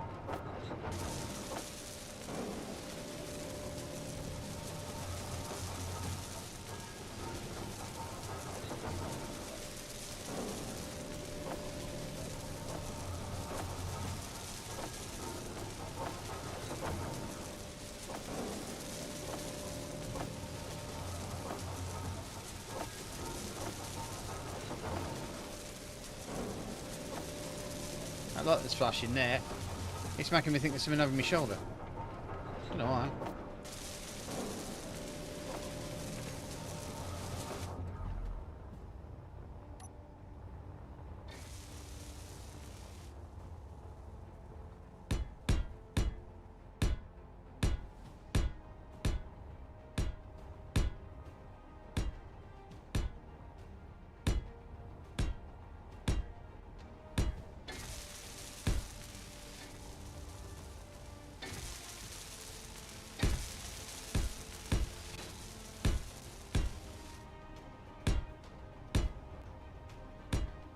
Energy low. Of course it is.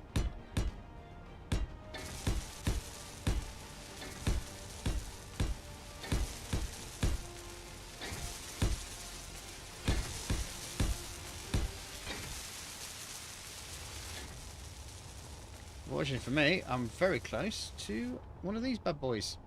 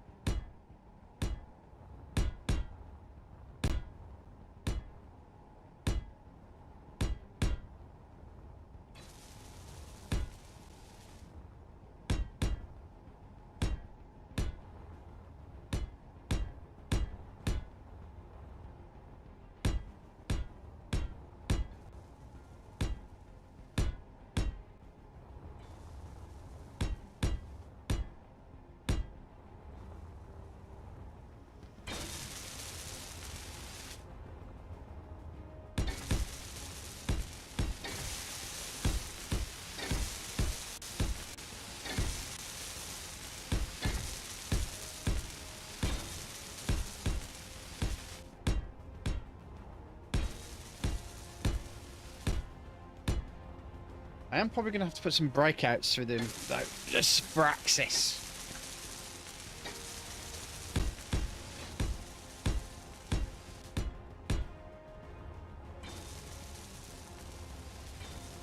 I mean, let's face it, there's going to be some time where I'm trying to need to get to a part of the ship, and I can't because there's a flaw in the way. Hashtag space engineer problems.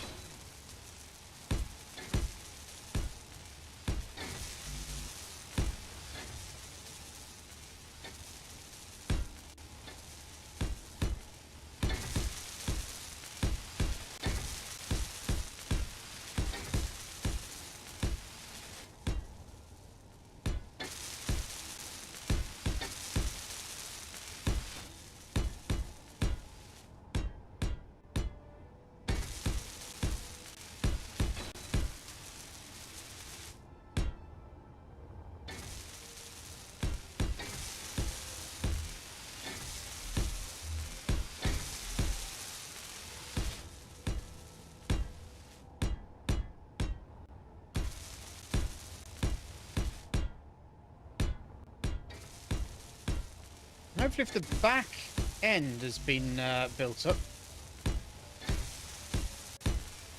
we're pretty much ready. Obviously, as I said, I'll have a chat with Chris when he comes, just to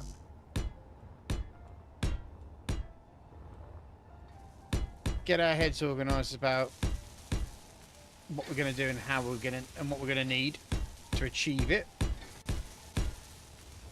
Whether we're going to find this mysterious signal, follow it, or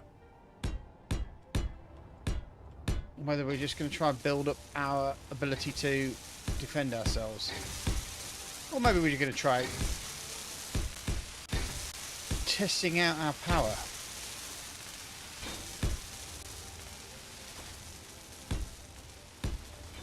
we do have those grabber shuttles.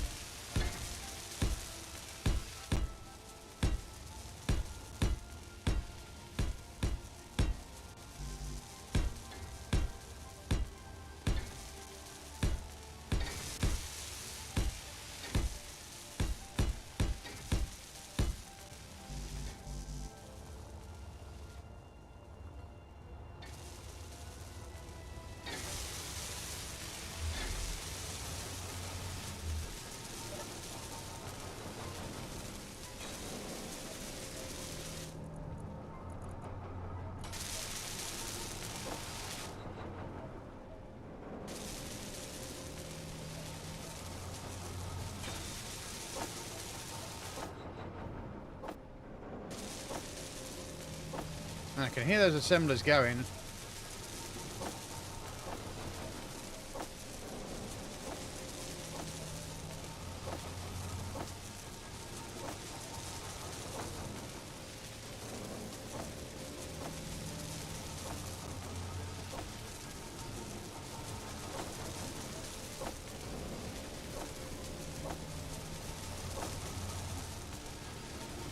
Do you know what the worst thing about doing all this is? I've got another side to do.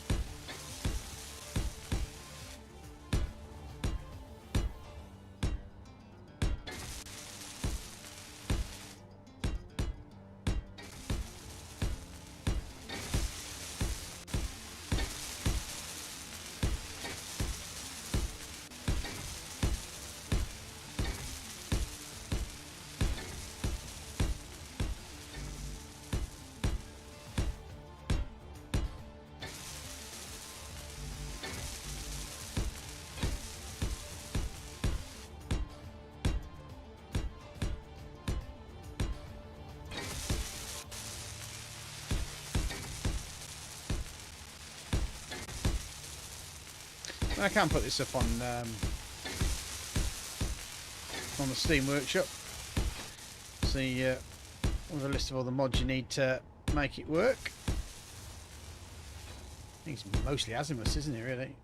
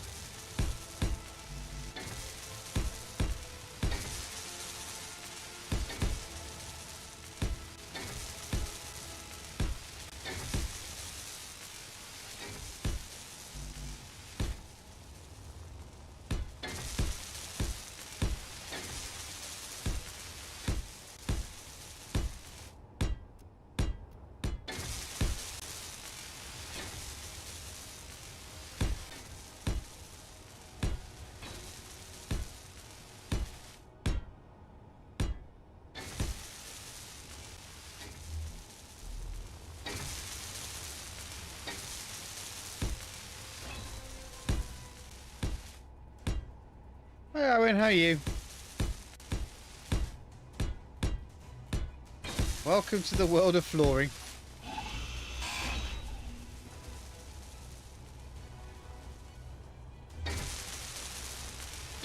Yeah, hopefully Chris will be here shortly, and we'll be having a bit of a discussion about what we're going to do next. I really have wanted. I mean, I'm kind of now in the position where I'm just making floors now, or putting some lateral supports in, so that if we do get hit by something, we'll have a little bit more structure. And then, of course, I've got to put the bulkheads in as well.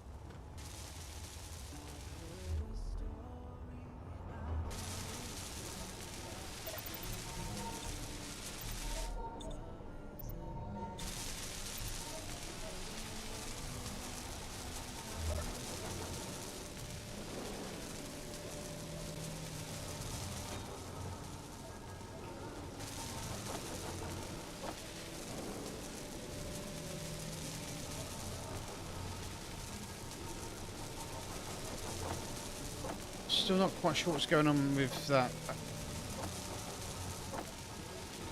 I'll have to have another look at the assemblers again. Oh, hello. Hello, Alex Debay. Thank you very much for your subscription. Really appreciate it. That's if you've actually subscribed whilst you're watching the live stream, or if you've been subscribing whilst watching some of my video stuff. Either way, thanks, mate. Appreciate it. That means I've only got 49 left to go before I can put a tip jar in.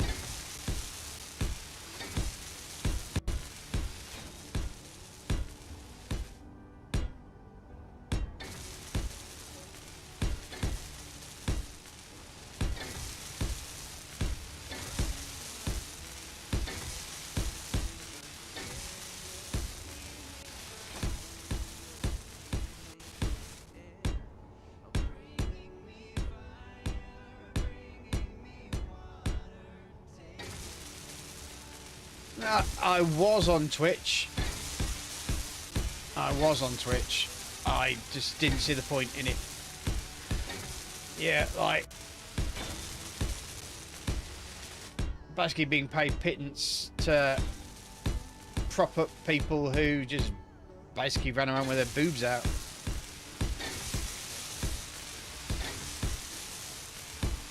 It's supposed to be a gamers channel, and it ended up getting taken over.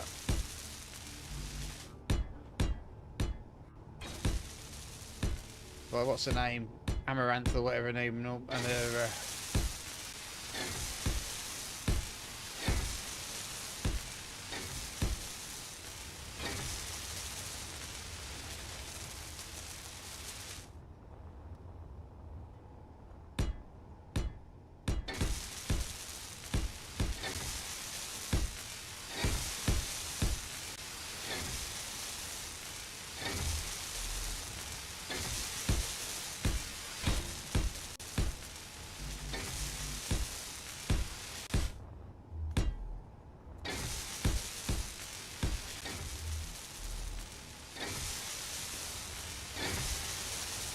See, this is the reason why I needed like a peak pot. It's because I've now got myself stuck.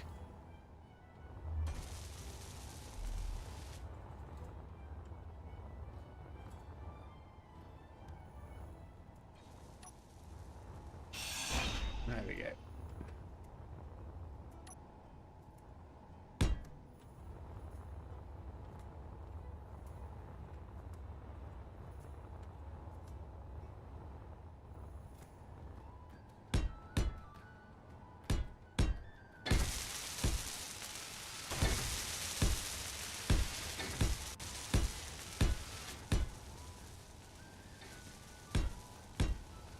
Yeah, I had a whole thing about from Twitch the other day saying I need to help sort my tax out and stuff, and I just thought, you know what, can't be asked.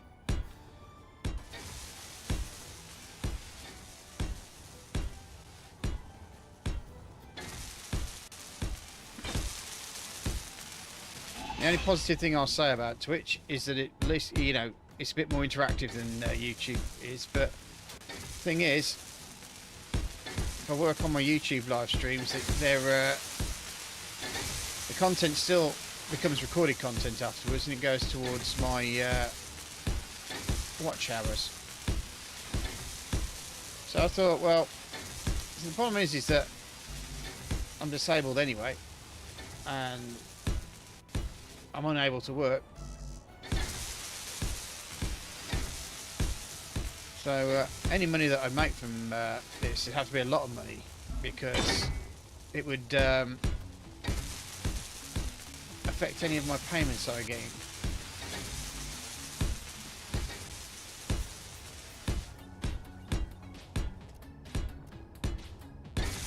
How are we doing? I'm fine, mate. Happy New Year.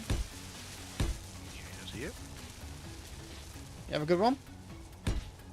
Yeah. It'll do. Emmy ended up in A&E on New Year's Eve. I'd like to make a joke about her drinking, but I've already upset one person today. So, It was before we started. she She was at a restaurant at 12 o'clock having a all-you-can-eat buffet. all right. Went down on one knee and gave herself a hairline fracture. Oh dear. So 5 hours in A&E later, they said go home, put your foot up. Happy New Year. Yeah, that's it. It's like, I can still go out and drink. And I'm like, no, you cannot. Yeah, especially since they probably put you on some sort of painkiller. No meds, no meds, no nothing. Oh, okay. Luckily, she has more meds than most pharmacies. So. Well, I think I could knock out a giraffe with some of my medication. So yeah.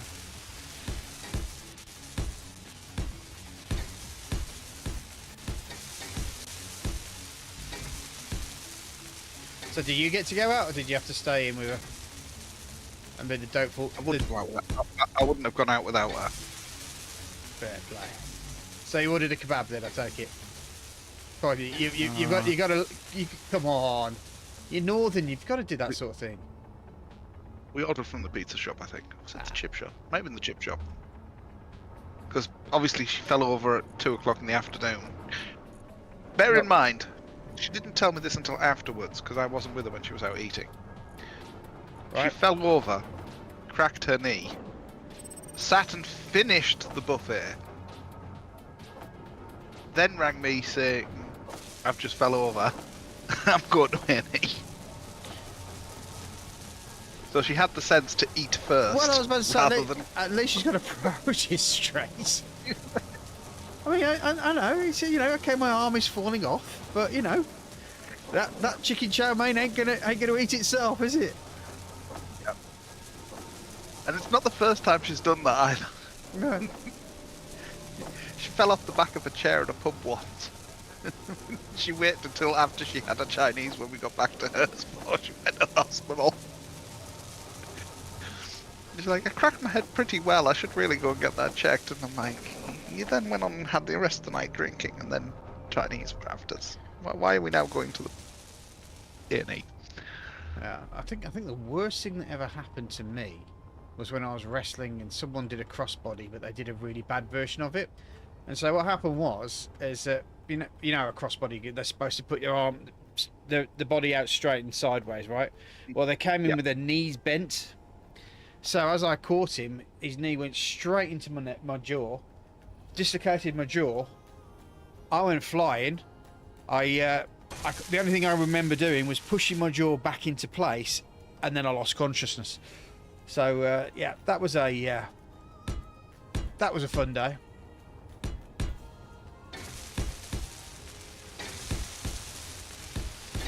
The strange thing about it is, it didn't hurt to put my jaw back in. It hurt when it came out, but it didn't hurt when it came. Yep. But tell you what, I had one hell of a jaw ache for a while and a headache.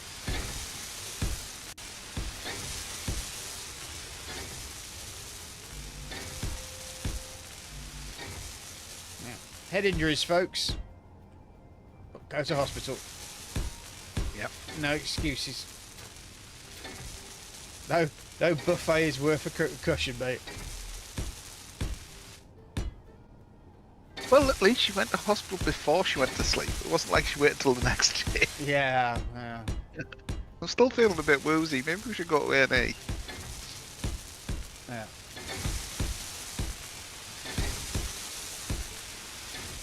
The worst thing about it was, even though I got knocked 6 ways or sideways, I was absolutely fine. Nothing wrong with me. Yeah. Well, nothing new wrong with you. Well, no. Well, you know, all within reason. A&E was hilarious. Like, when I got there, they were just moving her up to. They called it a pre-operation ward, but it wasn't. It was just a way of them getting around the waiting lists. Right. So it was just another waiting room. But by saying you were in a ward, you were no longer waiting in A&E. You're waiting in a bed. I know that one. I know that one very well. No. You were still on a chair in a waiting room. Oh, okay. Because they'd called it a ward, they were able to pull you from one list to another. Right. Get their timings right and all that. Yeah. Right, Yeah. fair play. So we're up in that ward, and we're in there a good 3 hours sitting in this ward. Yeah. Like, she's already had her X-ray at this point, so she knows it's cracked. Mm. We're just basically waiting on a doctor's decision of, does it need another scan? Does it need any immediate, like, does it need put in a cast, basically? Or is it just fine, go home? So we then waited another 3 hours. Literally saw no member of staff for 3 hours. Yeah. They didn't ask for any medical information. They didn't take any blood samples or anything. This was supposedly what this ward's for. Right. Is prepping people for surgery. And then after the 3 hours, this bloke comes in. Hi, I'm the orthopedic doctor. Da da da da da. Yeah, let's get you down to at the assessment room, which was just another room on the ward, just another one of Yeah. They look like they'd reconverted a set of wards. So just one of the rooms on the ward they were using for assessments. Right. So we went into that room, and the guy's like, "Can you move it?" He asked her what happened, and then he was like, "Can you move it?" And she's like, "Well, no." He's like, "But does it flop?" No. He goes, "Right." He felt it a bit, lifted it up, and went, "Yeah, your tendons are still intact. You can go home." Fair enough. Yeah. It's not majorly swollen. It's not cracked. You can go home. Well, to be fair, it seems I had what's called a green stick fracture on my arm at one point. No, there's not a lot you can do about it. You've just got to let it heal on its own. Painful, Yes. but you just got to let it heal on its own. I think the problem was the radiologist was concerned that the fracture was bigger than it looked on the X-ray. Right. Because what the A&E person basically said is, look, these kind of fractures don't show up well on X-rays. Right. So they needed So- they needed someone who knew what they were talking about to have a look, basically. To have a look, and Yeah. this guy basically looked at it and was like, "Yeah, you're fine." Like, what they're saying, it's like, it's not even close to borderline for needing to do a scan at Is- this time on a Is it, New Year's Eve. is it facing the right way? Yes. Yeah. Good, you're fine. Yeah.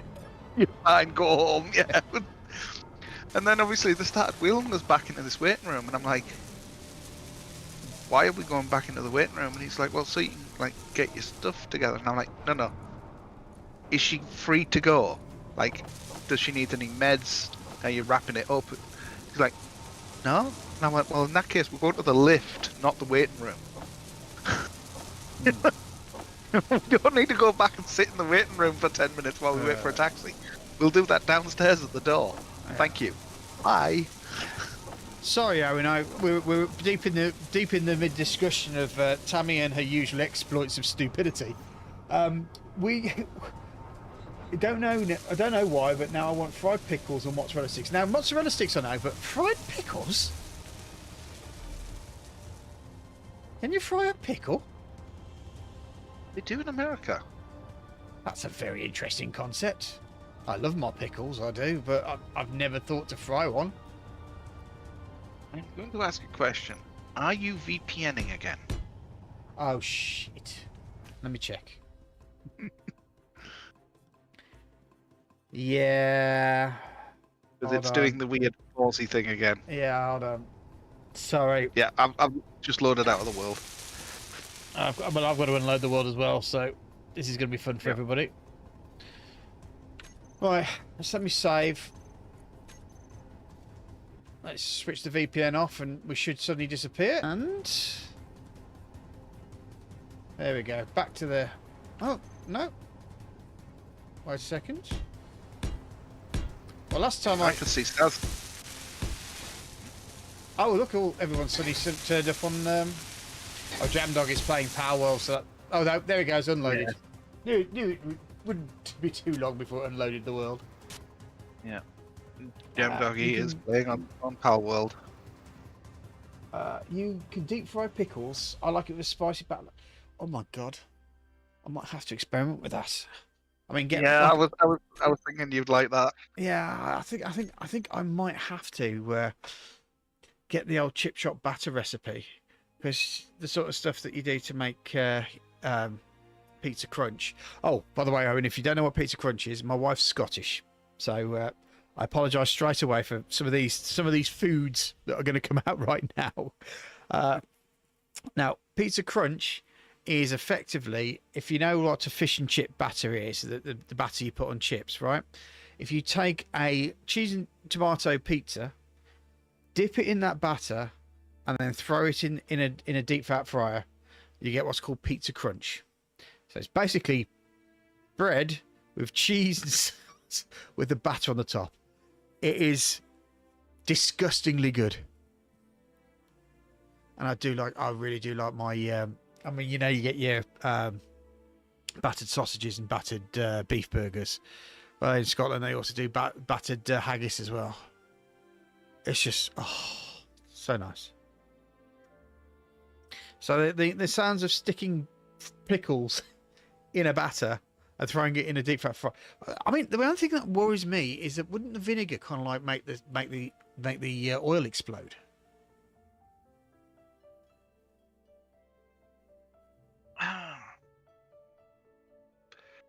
Or would you have to dry the pickle out, as in like make sure that it's you know, you got to leave it out so that the vinegar either evaporates off it or. I would imagine you're going to have to dry them out a bit and then probably flour them like you would with fish. Yeah. Well, I mean, a fish doesn't explode, does it? Because then it's probably got loads of water in it. So. Yeah. Well, that's why they flour them, don't they, before they batter them. Yeah. Because it helps draw some of that moisture out. Mm. And provide a shell that helps keep some of the moisture in without it boiling off.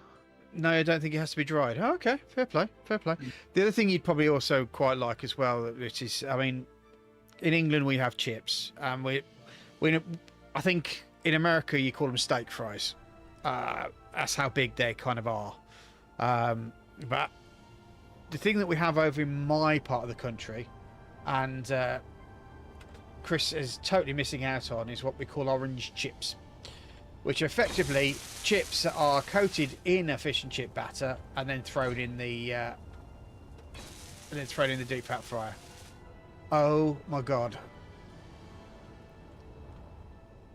orange chips, man! Notice a pattern with a certain somebody's dietary lists. Well, and I'm the northern one. Well, to be fair, I am from the Black Country, mate. So we are pretty much the connoisseurs of taking the parts of pigs that nobody else would want and turning them into a meal, like scratchings, for instance. Scratchings. Ironically, from the Black Country. Mm.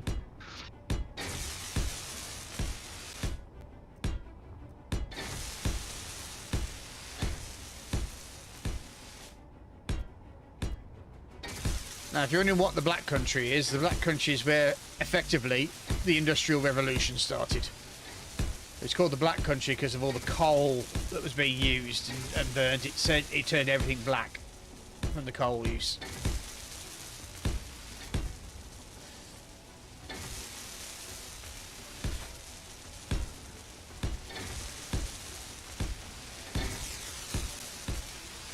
Yeah, well, imagine a steak fry that has been coated in a fish batter and then deep fried.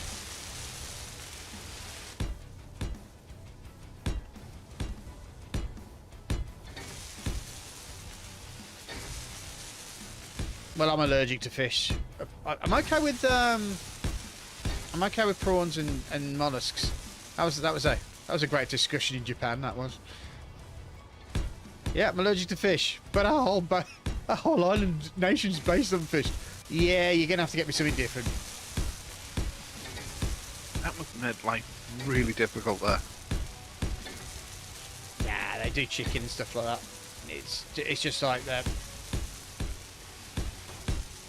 It's the base sources. A lot of them are based around fish, so they. Yeah, that's what I was thinking. It's more so like, not like the item you order is fish-based, but like the number of things that has a fish-based sauce. Yeah, most things have bonito flakes in them. I understand that, but you'd be surprised if you tell them they do come back, and they do have the items. They just have to make it fresh for you. Yeah. It was even quite amusing because we got so used to us having weird, odd things to eat. They wanted to see if they could make baked beans.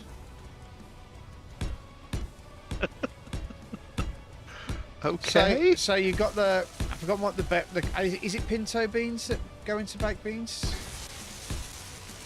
So they got some of those and then made their own tomato sauce.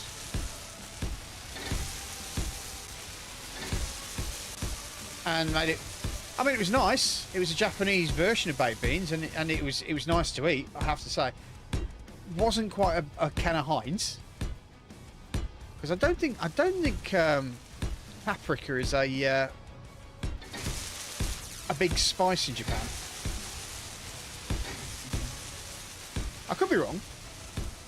I'm pretty sure there'd be some Japanese Cuisinart going, actually, you'll find that paprika is actually grown in the northern Honshu region. We just call it this other thing instead. Yeah.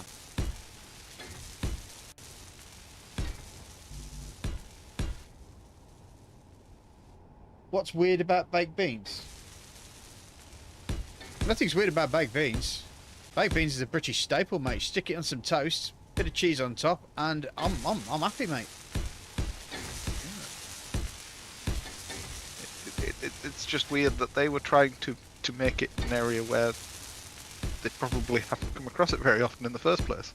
Well, the chefs had obviously heard of it and wanted to see if British people enjoyed it. Yeah. And you know, it wasn't British, but it was pretty. You know, it was still nice in its own way. Yeah. But, I mean, no one's gonna get to make a can of Heinz like a can of Heinz would.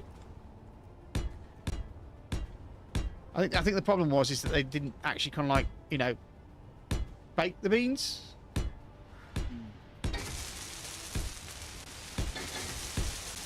Because the beans were a little bit harder than you'd normally get, because they're how squishy they are when you tread on one. Yeah, I really need to stop bidding them. Oh yeah, I mean the fact is that Heinz do their own hot beans and sausages. So yeah, hot dog sausages are good. Not the most nutritional, I might add, but still.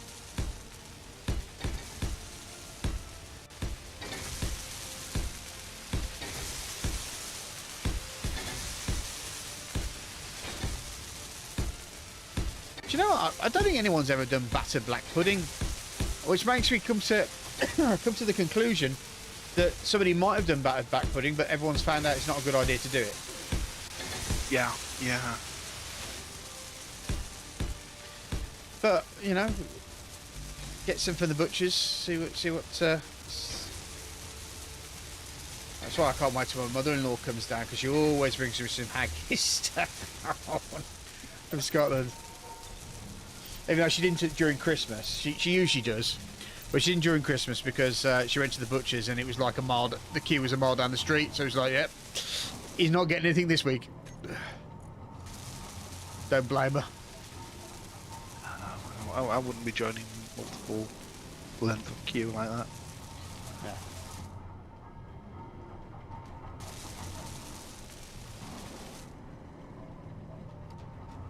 I'm in America, which is almost impossible to find healthy food, which is sad. Battered black pudding, what? You call black pudding blood sausage.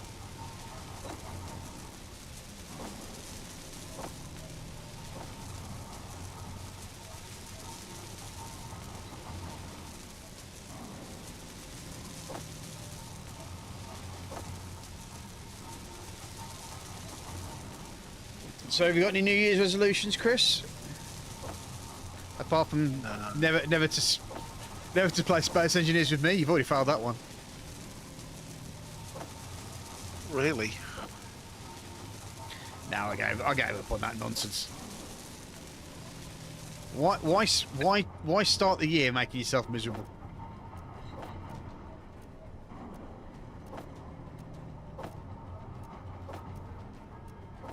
Oh no, not chocolate pudding. No. Yeah, big difference between chocolate pudding. Even though in Scotland they do deep fried Mars bars, which Aren't that bad? yeah, they're actually quite good, aren't they? So yeah, they're onto something there.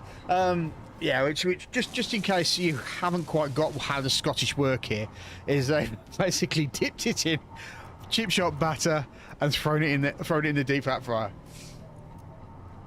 Part of me really wants to see them do the same with stuff that is healthy. Oh, those. You know, just to really annoy like the vegetarians, just take these like hummus burgers and stuff and salads. Yeah, and stick them in some Find a tallow. way Yeah. Find a way of deep frying a tomato Yeah. in batter. Well, this thing was healthy for you. Now it's not. Well, from what I understand though, vegetarian food isn't actually that healthy for you. Because I think, from what I understand, is they have to put a lot more like preservatives and stuff in there for like process, you know, the pre-packaged stuff. So you're actually getting more of the bad chemicals just out of principle. Yeah, a lot of supposedly healthy foods are terrible because they are super highly processed. The highly processed bit that actually makes the food bad, not. I mean, the funny thing is that what was it, that one of those Linda McCartney things, you know, she was a famous veggie. Yep. I compared her lasagna to an actual lasagna, a meat lasagna, and I think there was 2 times the salt and sugar in it. Yep.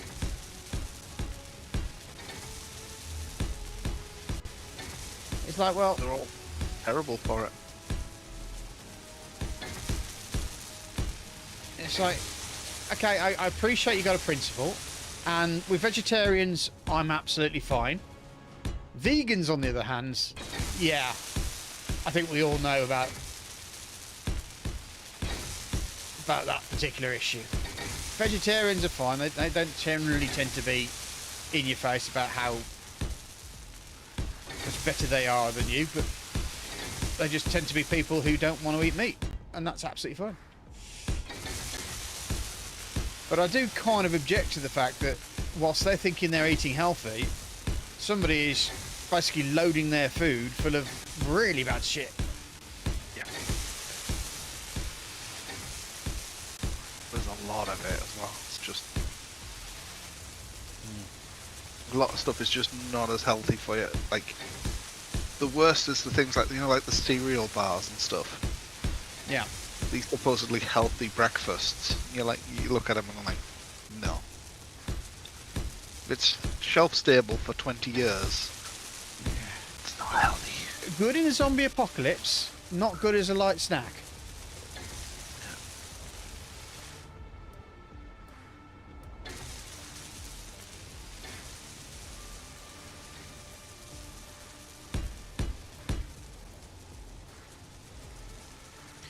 Since vegetarian food is missing a lot of important meat sources, that's why meat, bread, lettuce, tomatoes and onions are all healthier until you put them together and make a hamburger. Well, a fresh made hamburger is just as good as the ingredients that are put in it. So as long as you're using a decent meat patty. And the thing is, whenever I see hamburger, I never think hamburger, I'm always thinking beef burger, so... Well, hamburger is just the name for them from its German descent, isn't it, really? Well, no, I have had hamburgers. Actual hamburgers. Pork burgers. Pork burgers. Yeah. And they are really nice. But whenever you see somebody say hamburger, you never think of them actually talking about a hamburger. No. Because they're always talking about beef burger. Yeah. The history behind it is that hamburger is named after the town of Hamburg. Yeah. Which is why that there was that whole thing about Kennedy saying I'm a beef burger.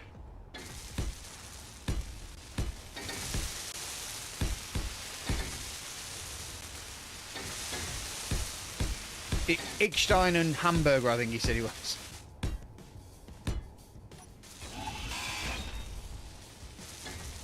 Yeah. Yeah, the confusion is that because it's a lot. The hamburger was brought to America by German descendants or German immigrants, and it was named after the town of Hamburg. It's when people started realising, well, it's beef, not ham. But ironically, you can get hamburgers that are actually ham. But ugh. Well, wouldn't that be the? See, the thing is about ham is that it's already processed, so you'd end up making a ham, chopping it up, and then reprocessing it. And they're usually supplied in like tins in the juice. Oh yeah, well you're talking like spam. Yeah. But I do. Well, like no. They're like in a juice, not with the jelly. Oh right. So they're individual burgers. Okay. And you basically do them like hot dogs. You just heat the water up that they're in. That sounds German to me. Yeah. And they're okay. Like, you get a decent one, they're okay, but I'd much rather have a beef burger. Especially a decent beef burger with, like, where it's actually beef and not horse. You're referring to certain scandals now, are we? Have you noticed there's lots of products these days that don't say beef quantities on them anymore? Yeah. They just say burgers. And Yeah. you're like, that's because that's not beef anymore, ain't it? That's... Well, the French eat horses. I haven't got a problem with it. But I want it on the label. Yeah, well, exactly. When I went to like a French thing, at least they'll put Chivot on the front of it to let you know exactly what the meat is. But I mean, spam's awesome. Spam fritters. Oh. Spam lists the meats on it. Mm. Well, lists the animals the matter came from that they made into the meat. Yeah, but don't forget this spam came from wartime rationing, so I think we can kind of forgive spam for being a little bit out there on the flavour levels. Yeah, a lot of things that aren't actually beef. Oh yeah, you know, if it's got 4 legs, you can put it in a beef burger, I suppose. I suppose that's what the FDA say. I mean, to be fair, at least our Food Standard Agency is not FDA start. It's some of the things they get. Wasn't there one thing about them somebody labelling pizza a fruit?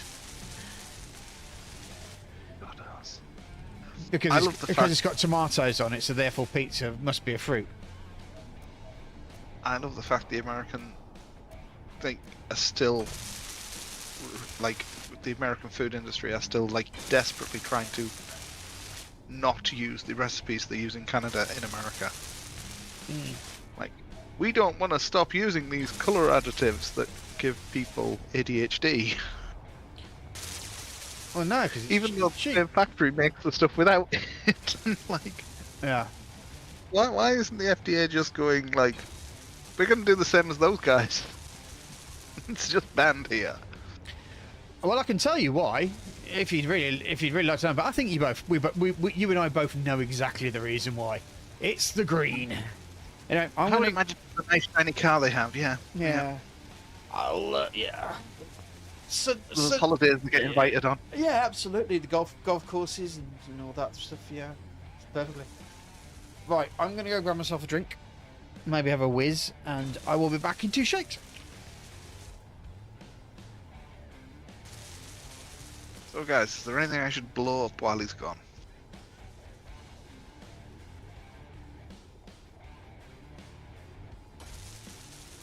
Oh, let's check my inventory systems to see what he's bust. Yeah.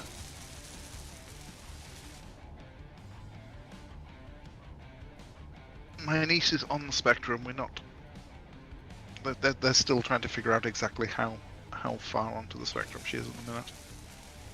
See what coping strategies she needs deploying.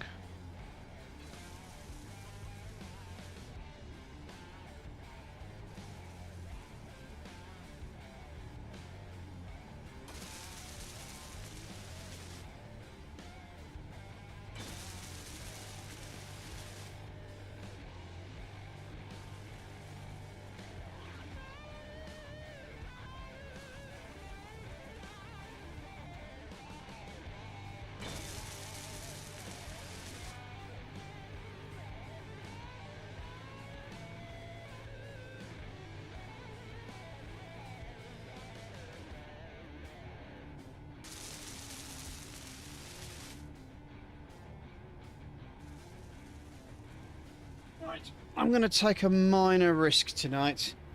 I'm just going to finish off an old bottle of vino that I had off yesterday because I was going through a packet yesterday of a D&D group that I've been waiting 2 years to play in, believe it or not. And it's so I was Sunday night I usually have a drink, and I didn't finish the wine. But as you know, with cheap wine, if you leave it open and you leave it open for a few days, because I wouldn't drink it until Friday, because I don't generally tend to touch alcohol over on a weekday with the kids and stuff. But if I opened the bottle on Friday, it would taste like vinegar. So made the ultimate sacrifice. I thought I'd finish the bottle off. Seeing as we've only got what, an hour and 15 minutes, I should be fine. I shouldn't be snoring. He says, hopefully.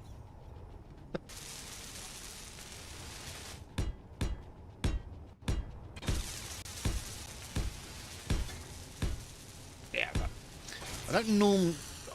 I stopped drinking when I streamed. I used to do it a lot on Twitch, generally because I was bored on Twitch. But it usually ended up with me snoring like a a horse. Like a pain in the ass. The Yeah. biggest problem was we couldn't stop him. Yeah. So quite often his streams would last till morning. Got great ratings. Snore And had at least one viewer the entire night, simply every so often sending messages going, Saz, go to bed. Saz, turn over, go to bed.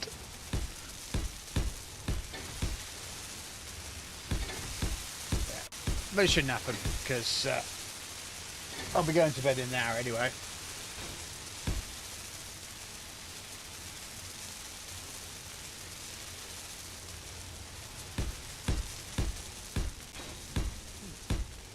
And it's usually about 6 hours in before I start getting sleepy.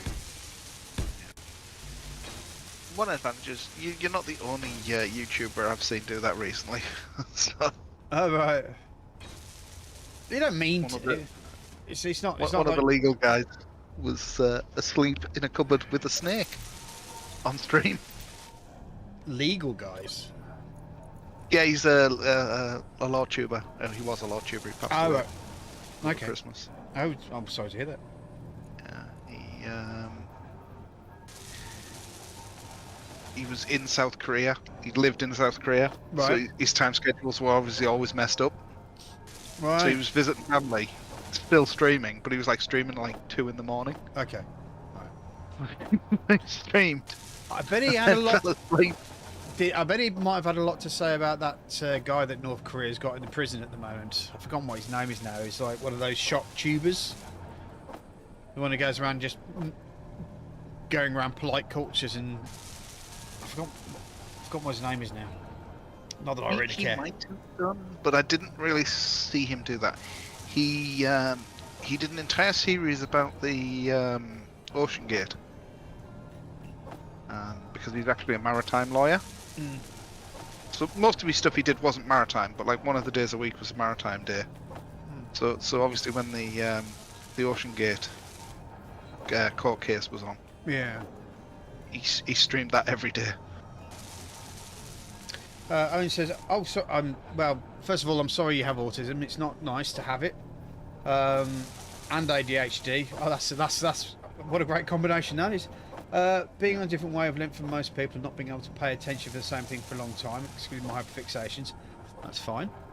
Talking about levels, I don't know if we use the same tests, though different countries, but I scored a 32, so I'm fully functional. Funny enough, I for shits and giggles did a autism test and an ADHD test, and it came back saying I'm highly likely that I have it, and I'm just like, well, are they saying that because they want me to spend money on something, or was it a genuine test? I think that's the problem that I find out there is that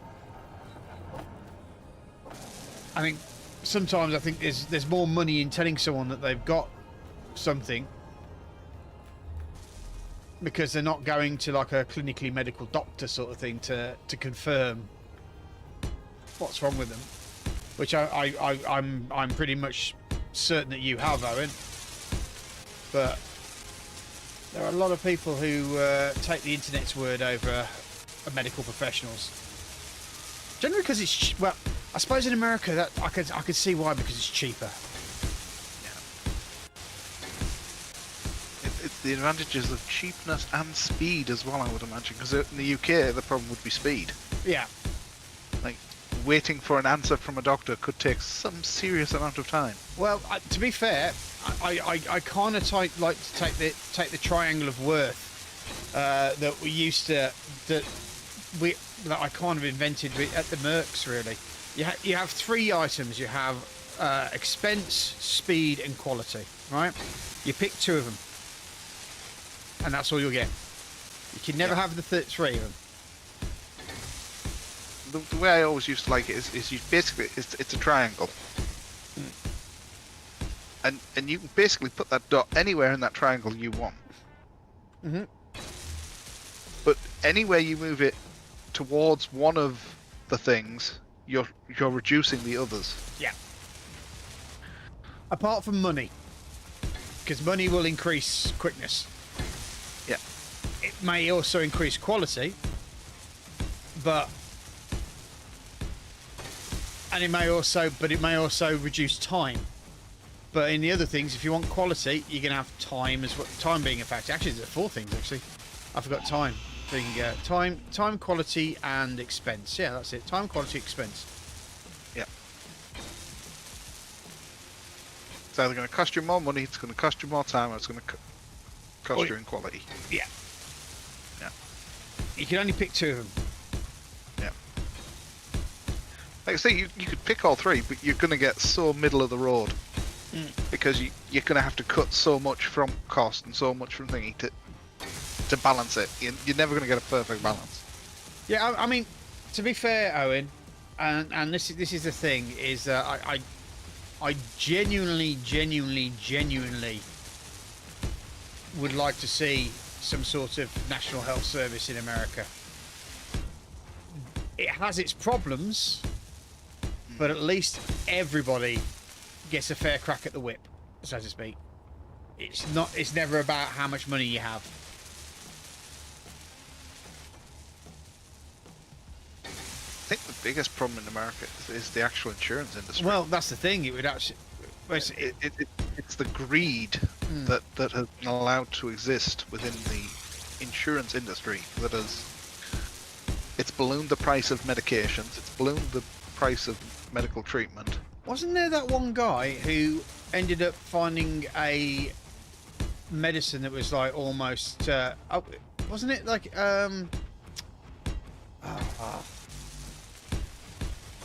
diabetes medicine? He ended up buying it. It's like a hedge fund manager, and he ended up buying it and then jumping the prices up to like 500%. Yeah, there's been a few incidents like that. I mean, that's just fucking disgusting, man. It's like, yeah, but it's not even just they don't pay for everything. They don't pay for anything. They actively put the cost up so that they actually pay the medical company less than they tell you they pay the medical company for the actual medication. So you're actually paying more than they are towards the thing. So they'll say to you it's $5,000 for that course of treatment. The actual pharma companies will manufacture that for a fraction of that price. But they will invoice at the higher level because that's what the insurance company has asked them to do. I mean, I'll be honest with you. I mean, the only when I was a kid, back in the 80s, I thought America was great. I'd love to move to America, wouldn't it be cool and stuff like that. As probably most kids of the 80s, because the 80s was the most America that could ever America, so to speak. So it was, you know, it was cool. It was the place to be. It had all the good stuff and so forth. Now, I've found that the only people now who really, from say Britain, want to go are the people who become Hollywood stars, the people who have the money. Because if you don't have money, there's no point you going to America. It's as simple as that. You're gonna starve.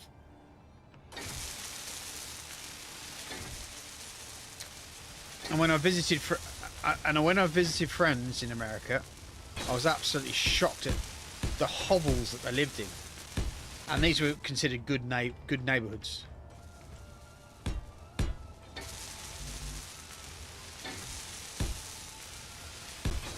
I mean, they effectively lived in what we would call council flats.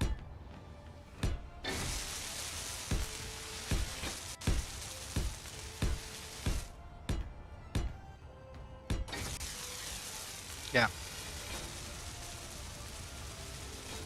So it was a bit of an eye opener for me, I have to admit.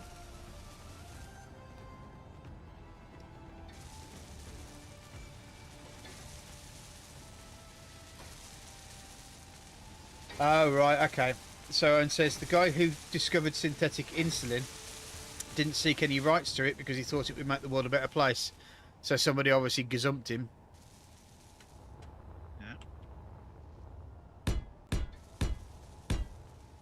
And made it their patent. Yeah, the problem is about making people a better place is that you have to protect the people from the arseholes in the world. you want to make a better place, you actually have to defend that better place. Yeah, you can't just sit there and go, oh, I'll just do so. No, but also, I'll for example, with the whole D&D licensing debacle. Now, what came out of that was something called the Orc.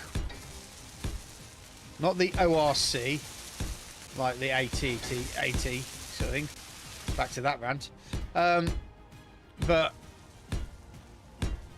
it's called the. It's basically a license that allows people who are making content for a roleplay game to be able to do so without being sued by the original game owner. Because Wizards of the Coast decided they wanted to change their license so that everybody had to pay them a royalty for making content that involved D&D stuff. You know.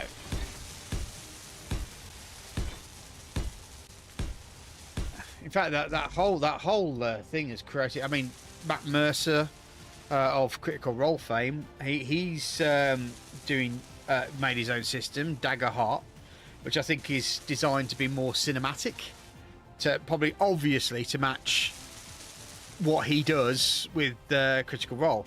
So I suspect the next season of Critical Role is going to basically be a Dagger Heart primer for everybody, really. Back in two shakes. People from America just aren't really accepted as part of other countries for some reason. Chris, do you want to take that one?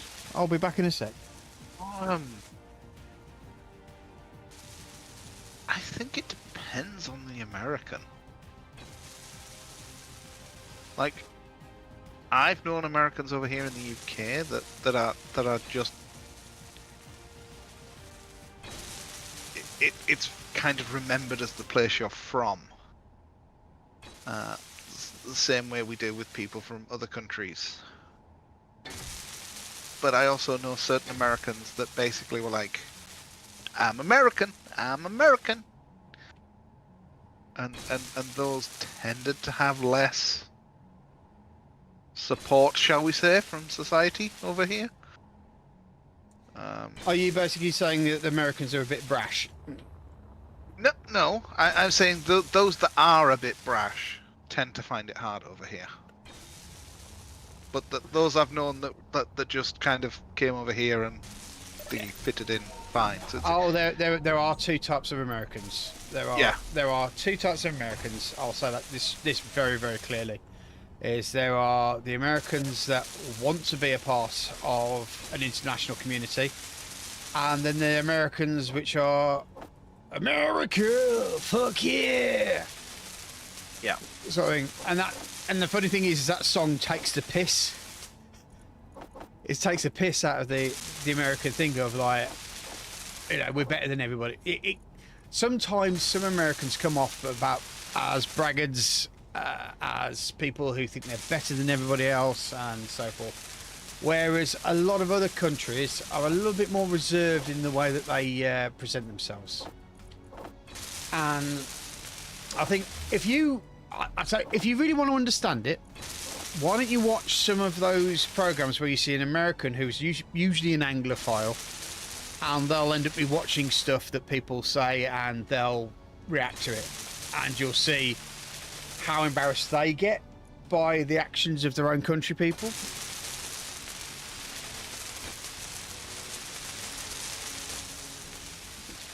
I mean, America is Britain's greatest ally, and there's no getting around that. And our once greatest enemy. No, we were, yeah, but I mean, it is true. I saw those invasion plans. Well, yes, America did try to invade Britain, yeah, but we did nuke them back, so you know. You watched that program as well, yeah. Yeah. The only I've got a military friend, and he's told me quite a few stories about some of the games that they play, the war games, and it came as a great shock to American generals that Vulcan bombers were able to, in a like a war games sort of situation, manage to effectively nuke New York and Washington. Was it? Yep. Twice. Yeah, and then they said, right, well, that was unfair. We'll get them this time. We'll do it again. You'll see. We'll intercept them this time. Nope. It happened twice. So yeah, and those games were cancelled, weren't they? They were literally cancelled because America didn't win. They were secret service acted, so nobody was allowed to talk about them. Oh, that's right. Yeah. Yeah. No one was allowed to say that America could lose to Britain. Yeah. If Britain wanted to nuke America, Britain would nuke America, effectively. Not that we ever would. We wouldn't win in the conflict, but we could have dropped at least one nuclear weapon. Yeah.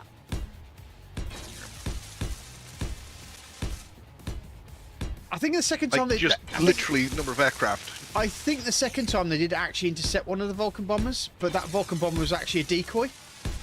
They intercepted several Vulcan bombers. I think on both times. I think they caught more of them on the second time. Yeah. But that was the point of the war games, though, because that was the point of the war game. Yeah, if a Vulcan bomber could do it, what could a Russian?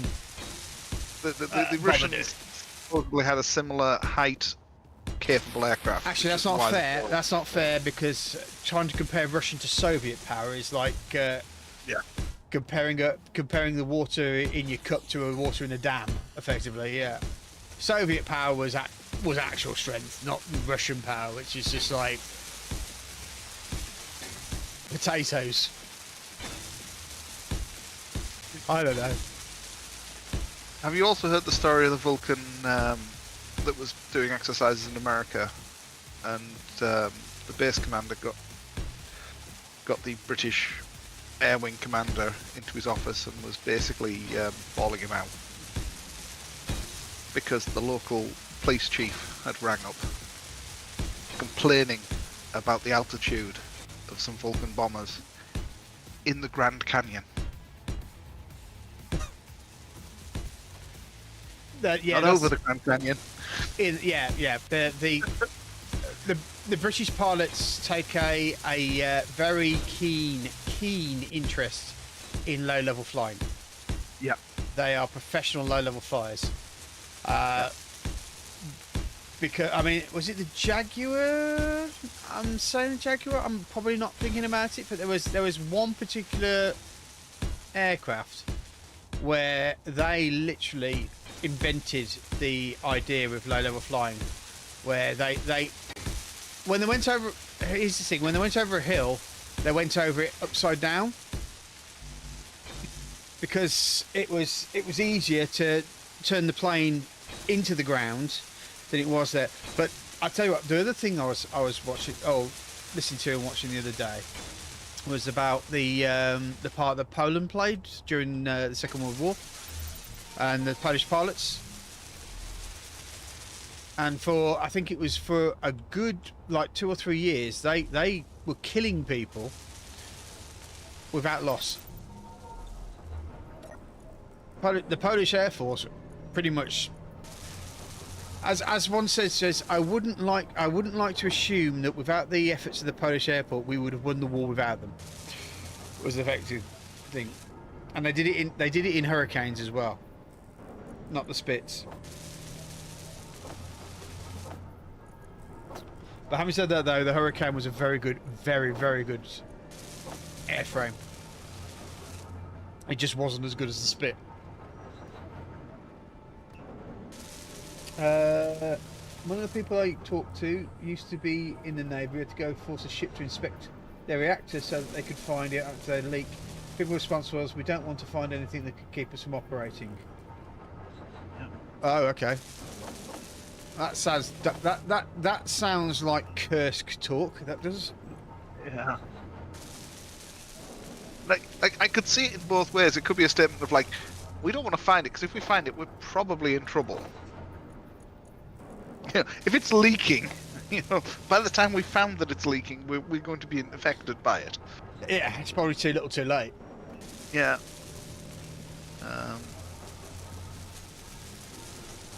I'll be honest. I'll be honest with you.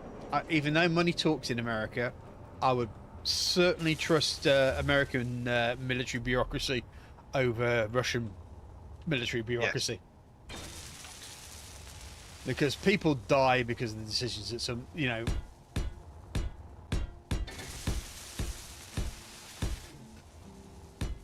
I mean, effectively, the people on the Kursk died because Russia refused help.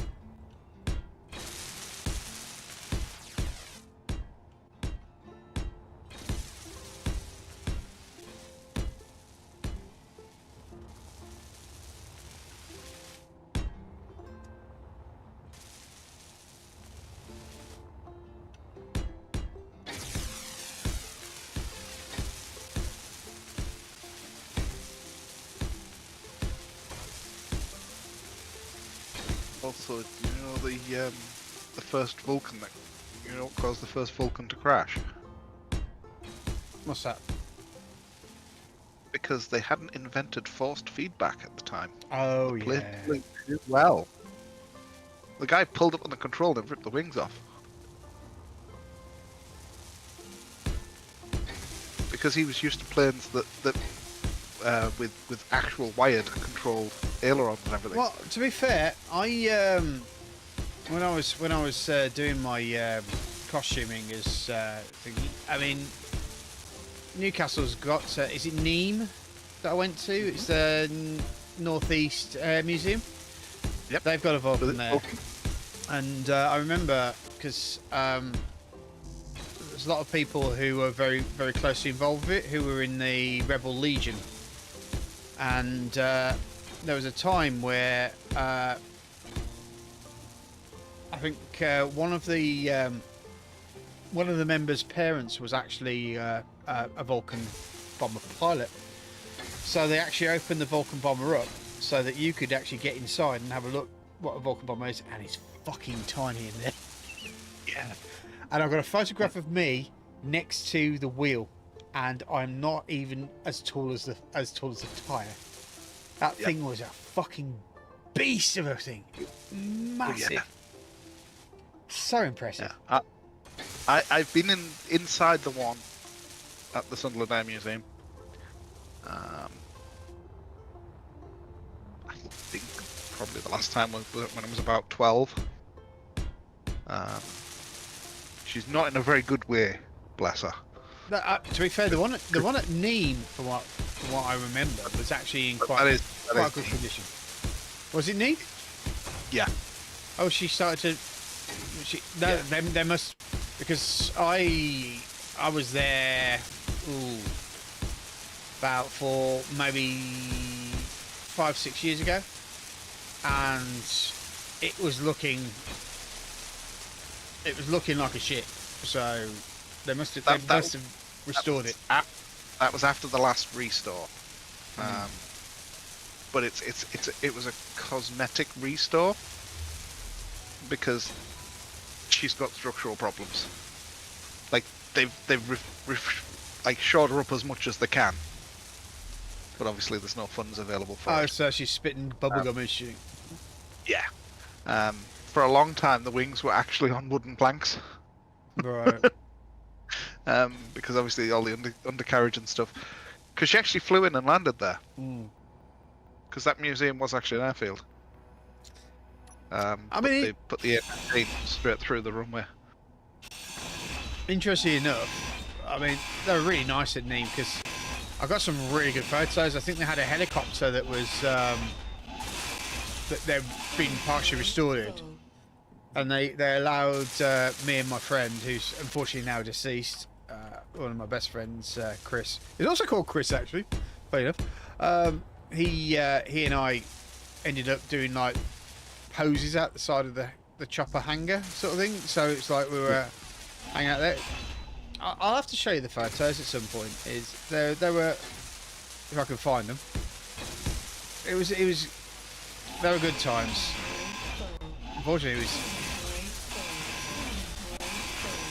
it was after my friend Chris died that I started getting. Apparently, agoraphobia can be caused by Inventory full. the death of someone, and Inventory full. I'm almost positive that because he was such a positive influence on a lot of people, losing him was kind of like the thing that popped me over the edge, so to speak, and made me unable to go out and, you know, it's what's the point?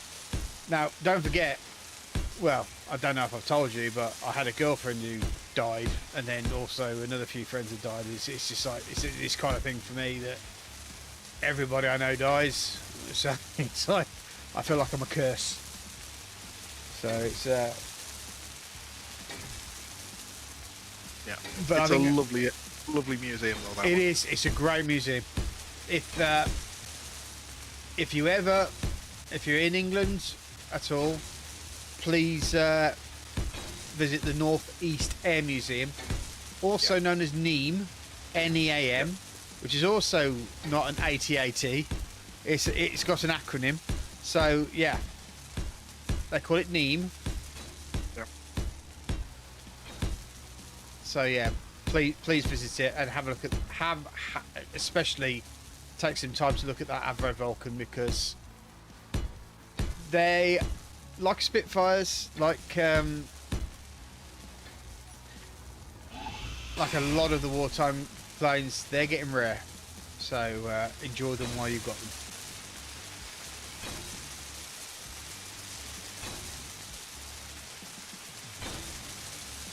Yeah, we'll try to do a cleanup, Owen. But the bits and pieces that I've not quite done on, I'll send Chris out on a mission. Actually, Chris, I haven't actually asked you. What are you up to? I feel quite rude actually that I haven't actually just asked you. tidying the resources, basically. Fair play. Fixing the storage systems so that we can actually use them. So, what do you want to do? Do you want to go beat up some pirates and check out the capacity of this ship and our fighters? Yes. Do you want? Okay. Well, that's that. Fine. Fine. That's done. The other option was to not see the unidentified signal, but the strange signal that we picked up. See what was going on there.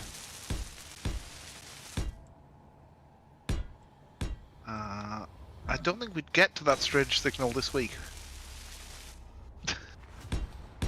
It is a little bit of a distance away. I have to admit. I think 8 kilometers we might just about make. 8,000 kilometers. I don't think we'd make it this week. Not even with the warp engines. Do we need Maybe with the warp engines, but like, yeah. Do we need to make more? Do you want to see if you can throw some warp engines in, perhaps? See just how far we can go.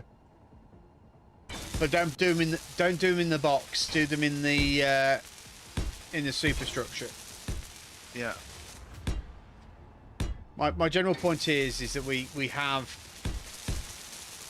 the box is basically what we need to survive if we end up, you know, bidding it against the bad guys again. I'm going to ask this question, and I know it may slightly infuriate you. Have you been watching the new Star Wars series? The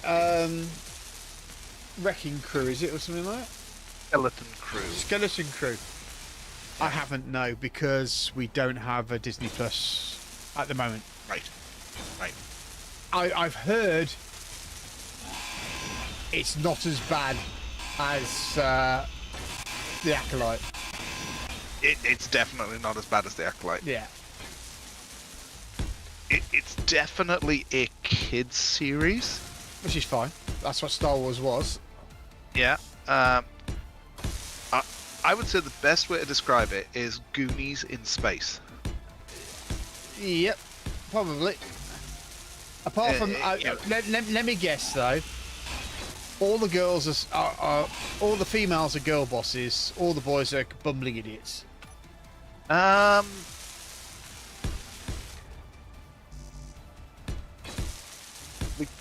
There is a girl boss. Yeah. So yeah, it's not falling too far from the mark, is it? Really? But it's not falling too far from the mark from even Goonies, because Goonies had the female brave one, shall we say? And then they've got this smart girl one. Well. So you've got the girl boss. I take it you've got the action girl boss and the smart girl boss, and everybody else is an idiot. I mean, the thing about the Goonies was the fact that each one of them had their own personality, but they weren't. Nobody was better than the other, so to speak. Well, see, this is it. I don't think the girls are necessarily better than the boys in the show, if that makes sense. Okay. They all do things that are bad for their own. But the girls do things less bad. But the girls are certainly more mature than the boys. But that would be correct if they are all the same age. The girls would be more mature. I think you're reaching there, mate. I think you're just trying your best here, aren't you? I'm trying to be a little bit PC. They're all girl bosses, and one of them's intelligent, and everyone's good. But everyone's all. Yeah, I see what you're trying to say. But one of the boys is as intelligent as the girl. Let's just. I'm pretty much sure He's a that coward. the Lucasfilm, yeah, the Lucasfilm brand has not fallen far from Kathleen Kennedy's initial desires for the show. It's not even probably that. It's purely like they're not wanting the backlash of making a male character the primary characters and stuff. Well, it is quite that is actually quite ironic, because I hear that the guy who's they say is pretending to be a Jedi is what's his name? The older guy is actually stealing the show. He's chewing up the furniture. Yeah, I see. What's his name? For me, I don't know, but yeah, he's not really for me. Like,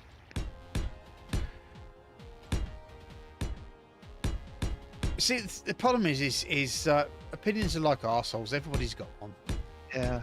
And I was like, yeah, he's okay, but he's not like, oh, I'm gonna watch it because he's like, his lines make the show or anything. I mean, I gave Ahsoka a chance. I always give him a chance. Yeah. I gave Ahsoka a chance, and I watched the whole series, but it was just basically on the point of that it just suddenly it turned what's her name now, the Mandalorian girl, into the stupidest person that's ever existed in impossible time. It's like, here's the choice you have. You can either come with us and go find your friend, or you can stop us doing our evil plan. Yeah. You know, the guy that you think's already dead. We can go. You can join us. Let us do our evil plan so that you can see if this guy who's most likely dead can is actually alive. Oh yeah, well I'll do the and if he's alive, he's gonna potentially die trying to kill you, trying to stop the thing that we set in motion. Yeah. So, yeah. Okay. Fair enough. So, and then they had zombie stormtroopers, which was like, yeah, okay. And then you know what the terrible thing about it was that there was one point before Kathleen Kennedy got in charge where Lucasfilm was basically saying, we do not want horror characters in Star Wars. We don't. This is for kids. So it's like, okay. So I know this because I've had a lot of internal dealings with Lucasfilm. As you know, I visited Lucasfilm. I went to Skywalker Ranch and got to see a lot of stuff that a lot of people haven't. And I even met Ryan Johnson before we saw the tragedy that was what was it called now? Can't even remember what it was called now. The second new film, anyway. But yeah. So it's I tried with the Acolyte. I managed between I think it was two. It was 2 episodes. I think the one thing that just annoyed the shit out of me about the Acolyte was the fact it was so inconsistent. It was like along the lines of that they saw a girl who looked like this woman attack and kill a Jedi, and then they bring this barman over to accuse her of doing it several light years away when there's a whole shit full of people who could pretty much say, no, she was right here all that time that this happens. But no, they listened to the guy who said, no, that's her, she's done it, but you're arrested. And then it was like, what was the other bit that really fucked me off? Was like, no, it's impossible. There's no other Jedi, you know, her sister died. And she says, no, but I sent her sister. Okay, I believe you, let's go.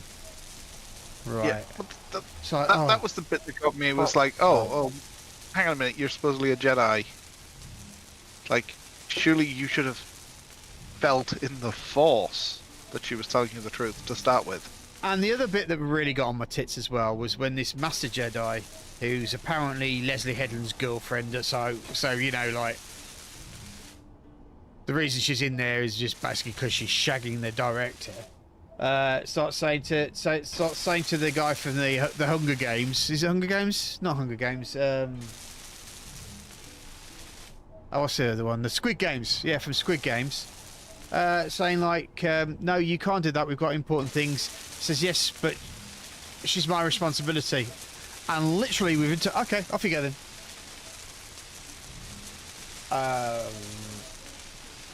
Who's writing this shit? So, I will give Skeleton Crew its chance, but I suspect it's going to be more of the same. To be honest, even with a Goonies theme, I went to the movies to see the Goonies, and I remember the Goonies as such a joyful romp. I don't think anything that comes out of Lucasfilm could be classed as a joyful romp anymore. So, yeah. No. Anyway, go on. Sorry, you said. Yeah, they have such great IP to play around with. It's just. They're so busy playing politics that they're not telling. I mean, the fact is I don't mind the politics. I don't mind them at all. I genuinely believe that women should have, you know, an expression and some way of being allowed to do better, but not to the detriment of a story. You know, yeah. It's like, for instance, you know, genuinely, if I ended up fighting, who played Cara Dune? I forgot what my name is now. But she got fired by Lucasfilm, right? Now, if I ended up fighting her, I think it'd be pretty bloody close. Simply because I know she's a very well trained, very good martial artist and so forth. But the simple fact is that men will overpower a woman. There's no way of saying about it. Because let's put it this way: when you have this whole trans argument about people who used to be men going into women's sports, you don't have people arguing about women going into men's sports, do you? No. Because they'll go in there at a minority, and that's what the argument is that they are using their superior, because men and women are different. That's the whole thing. That's what I'm going to say, and I realise that I'm starting to get on a very, very, very sudden tangent, so yeah, I'll leave it there. But I'll be back in a sec. How'd you guys find enough iron to build your ship? Owen, we have found two Van Arm bases, where you have a big, large iron deposit and loads of metals. Anyway, we're back in a second, and I'll come and show you.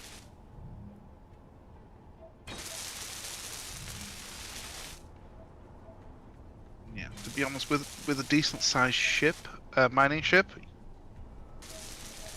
a single asteroid will get you enough to build stupidly large vessels like this.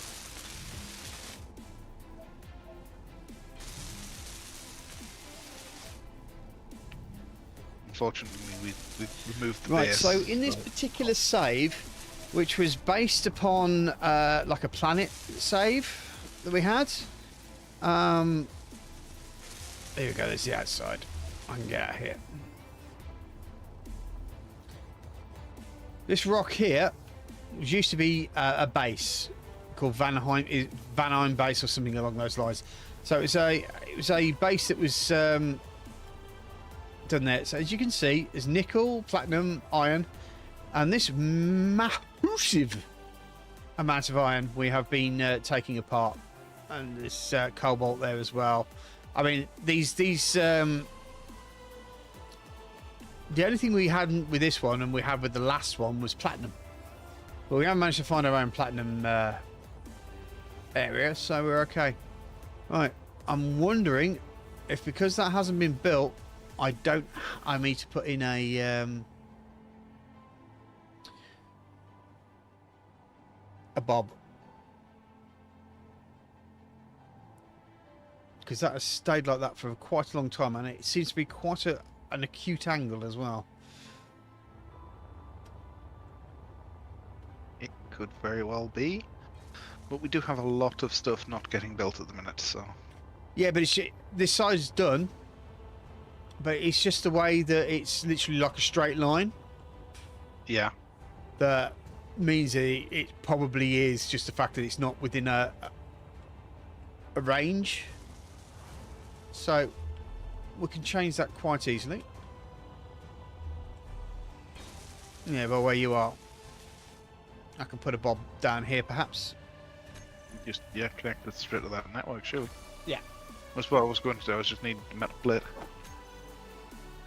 And a bob on my menu. Hold on. I should have a bob. I should have a bob on every menu.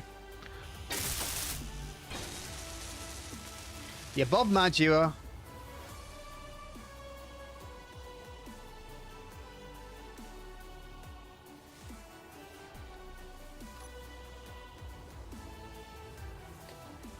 Yeah, so that's how we managed to get that sort of stuff.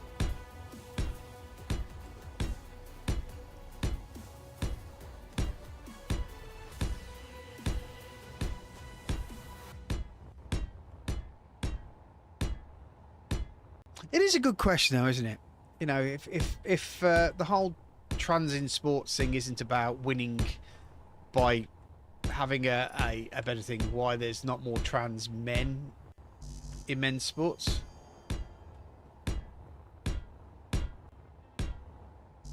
Because they don't meet the fourth level to compete at that level, unfortunately.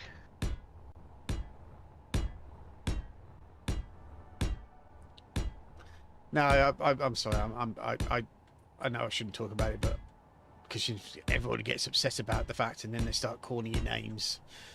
But I don't agree. I'd like to protect women. You know, allow them their space to compete.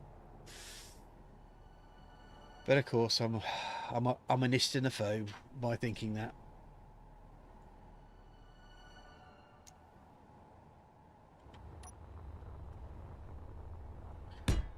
But I think as it's starting to get in this country, everyone's getting a little bit tired of being accused of being something just because you disagree with their opinion. Yeah.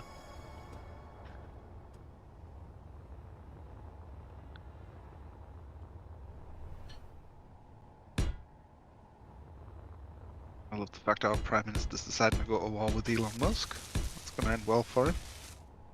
Well, yeah, that's yeah. Especially seeing there's going to be, isn't there like some sort of question about whether he ordered all the police officers to be silent about those rape gangs? He's basically threatening anybody who talks about that to be put in jail for disinformation.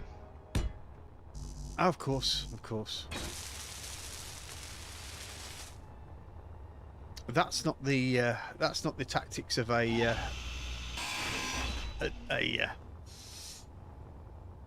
a Hitler, is it really? Yeah, that's it's just like, come on, guys. Like, Really?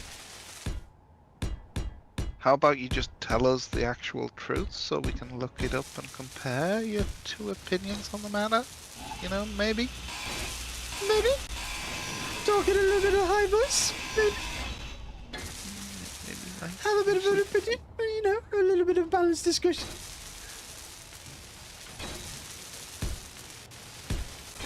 But Yeah. this all goes back to the vid,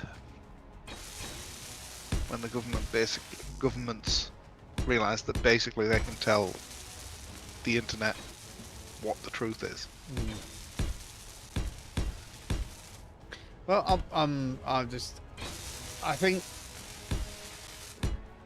as much as I have a dubiousness about Reform UK, I suspect that they are pretty much going to become the next powerful party in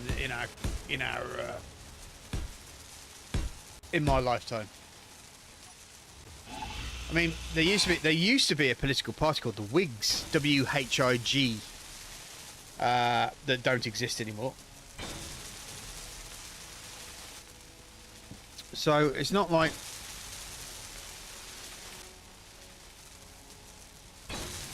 There used to be a parties. party called the Liberal Democrats that you never hear about anymore.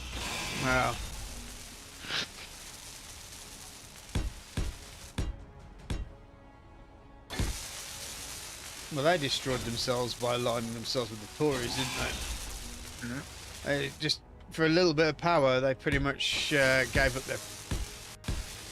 what they claimed their principles were. So yeah.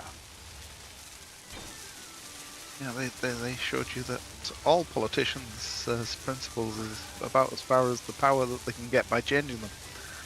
Well, I think it was. I'll be honest with you. I think that's the.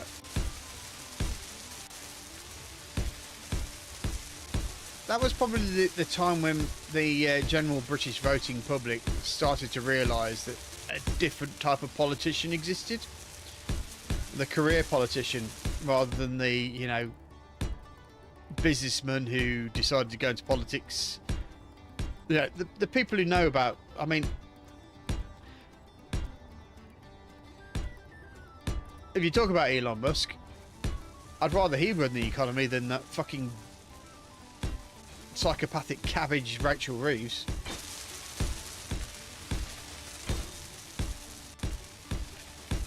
It's going to be interesting what he gets away with in America. Well, the simple fact is, the man's got money, the man's got power. No, I meant with cabinet position. Yeah. The man's got money, the man's got power, and he knows how to wield it. I mean, for some strange reason, I mean, despite Tesla being the iPhone of cars, being on the point of only idiots buy one, it's it'll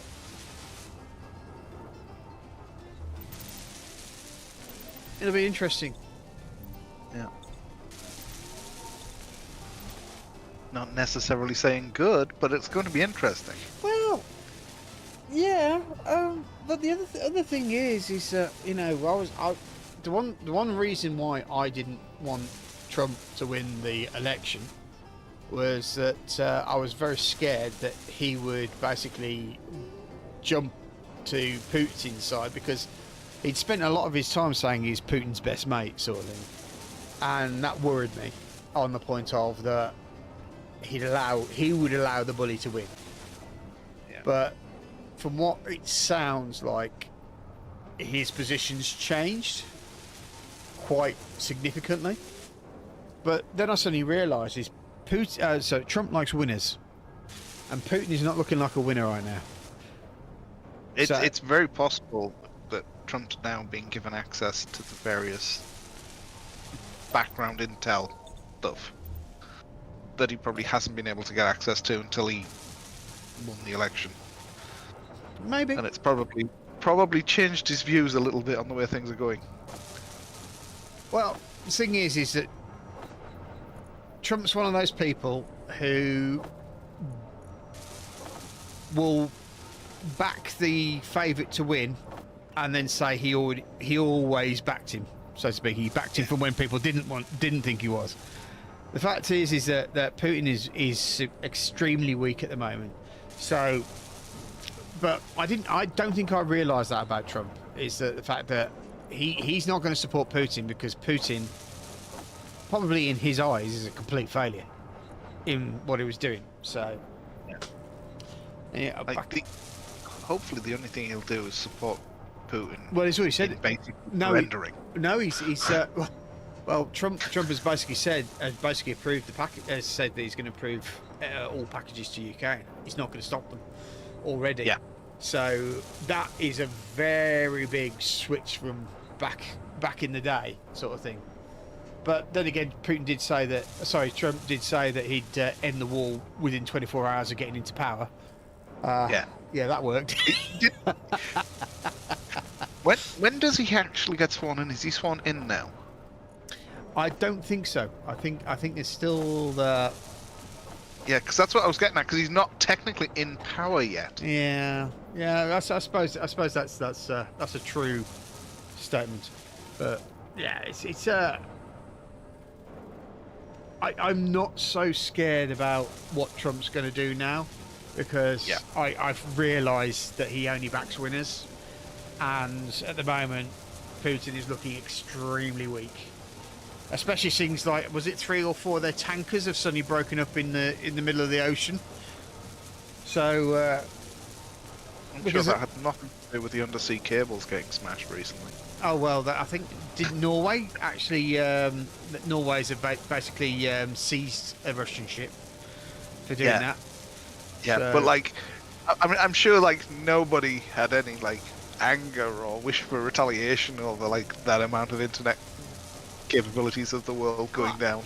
I wish you were right, but I think it's more to do with the fact that those ships, A, were river ships. They shouldn't have been on the ocean. B, had been recently refurbished, and you know what happens when you get something refurbished in Russia? Basically, someone's going to be having a holiday, and nothing's going to get done on the ship. And one of the ships apparently had been basically had its central core re-welded because it was in 2 halves, and funny enough, it split in half and fell and sank. Yeah. The really weird thing about all of that is Russia used to be one of the world's best countries for doing welding. Yeah, I mean, the fact is Russia is a victim of its own propaganda. Everybody thought that Russia was better than it really was, and it's in their mind to keep it that way. But at the end of the day, I think the Ukraine war has pretty much opened up to just how shit Russia is. It's so shit, it's ridiculous. I mean, it's like you can think like America were spending billions and billions trying to counteract what they thought Russians were doing, and literally what they're doing is basically sticking a missile on the back of a donkey, as far as it's concerned. I mean, even China's embarrassed by them. You know, they're distancing themselves from Russia, because it's like, oh my god, it's like that hick cousin who just keeps coming along and embarrassing you at your posh dinner. So yeah. Wasn't it some troops that had been sent to them were basically starving? Something along those lines. Basically handing themselves over to the other guys just to get a meal. Yeah, absolutely. Just like, we surrender. I mean, feed us, please. I mean the ultimate part of Russia is that when you rely on the greatest, and I mean the greatest military in the world, the North Koreans, to prop up your military, because they are so well advanced and experienced in the way of war making, aren't they? Behind their border, literally just looking at South Korea. Yeah, they're crack. They're crack elite soldiers, they are. Whatever, I'll be back in a bit.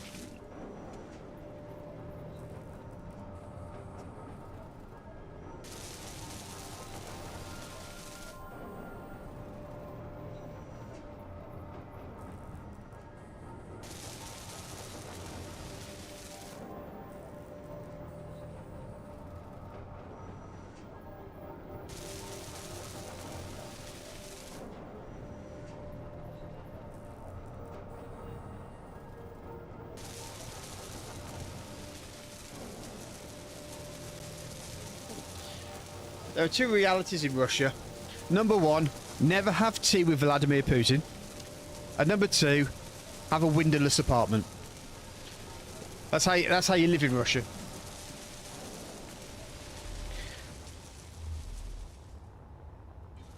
I might have to move this stairway probably a little bit closer.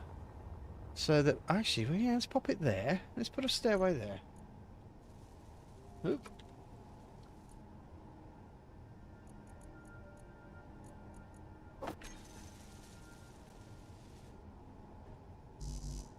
Interior plate, of course. Oh, you need interior plate for once. Oh, do you need it in hand? Interior plate. On the way out of it. No. It's just I've got loads of Steel plate. yeah. I just want to get rid of some of my steel, and then I'll grab some interior plate. Just because I'm trying to build the stairs a bit closer this time, so I can actually create a flatter floor. Okay, see, you still need to get rid of more. Let's give it the 18. Okay, that's 48. That's just enough.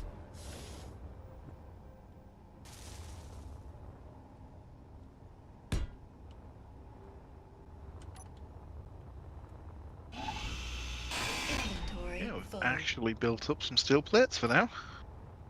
Oh, don't worry, I'll sort that out very shortly. Don't worry.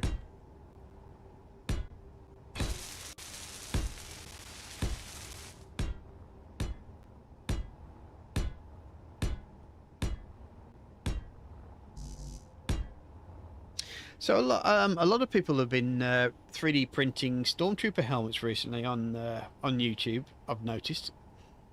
Alright. Because there's a group out. Let me just quickly grab to my what they're called, helmet 3D files. Galactic Armory. Apparently, this place called Galactic Armory are doing a lot of 3D prints for helmets. And so they're doing like a lot of the Mandalorian stuff, but it seems that everybody wants to do a stormtrooper. And I thought, well, stormtroopers are good, but I've kind of made one of those myself, and I don't really need to go for that thing. But you know what is cool? A scout trooper. So I'm once the weather's a little bit warmer, because I can't keep my heater on in my shed to keep the print from stop the print from warping in the cold. I will attempt to do a 4mm print. See, on my Bamboo Lab. I bought the files.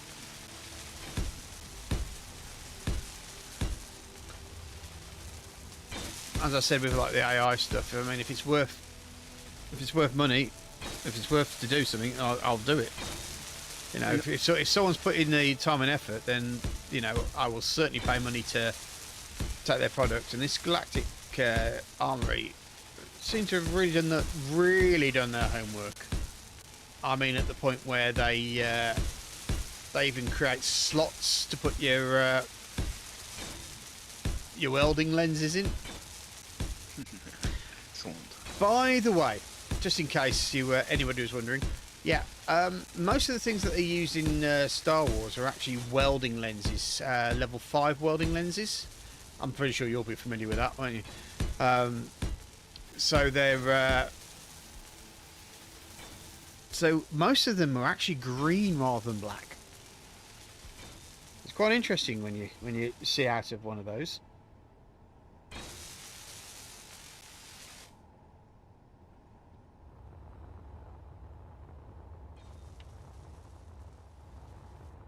I've still got my helmet. I know. And it's sat here beside me, actually. Well, I say beside me, it's the other side of the fire. That's fine, mate. Did you actually do anything with it, or is it just in its virtual Still resin in the form? raw format. Yeah. I bought the sprays, and then never chickened out on doing it. Yeah. Well, I the one brought thing. the chrome spray to actually do it chrome. the one thing, yeah, the one thing I'll just say to you is make sure you prime it. Make sure it's primed. Do a silver coat underneath, and then paint over the top of it, because any sort of mistakes, as I always told a lot of people when they were talking about painting their helmets, was that the thing is that these, Mandalorians are warriors. They weren't artists. Not all of them were Ren. Is her name Ren? Something like. Yeah. Yeah. Not all Sabine. Not all of them were Sabine, so to speak. So, mistakes happens, and the fact is that it came to the point where mistakes actually became characterizations in your helmet, like almost like a personalization to the helmet. Is the fact that there's mistakes on there, and you can always turn it into weathering, sort of thing. Yeah. Weathering and stuff is not in my skill sets. It's really easy, actually. All you need to do is just what I used to do is use boot polish. I can spray paint body panels on cars, but that's about the limits of my skill sets. Well, yeah, but doing weathering is literally just putting on a black and brown coat onto it, and then wiping it off with a paper towel, so that it pretty much goes into the recesses, and that is literally weathering. That is literally what you do. It's so easy. It is. You'd be like, oh god, why have Perhaps I should. Oh yeah. Perhaps I should do an idiot's guide to painting. You think that would be something that people would be interested in? It might be. So certainly to basic techniques. Especially if you're going to make the helmet anyway.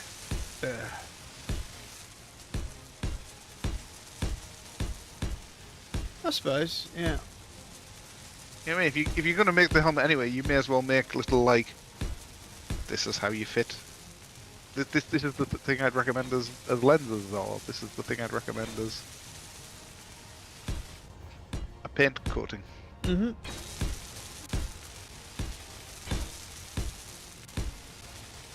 See, the problem is that I think that, apart from the fact that they've put the price up so that it's almost impossible for you to do it anymore, but a lot of Americans don't get the benefit of Halford's primer. Yeah. Because Halford's primer is pretty much the dog's bollocks when it comes to primers. But it's like they know. I mean, it was £7 a rattle can beforehand.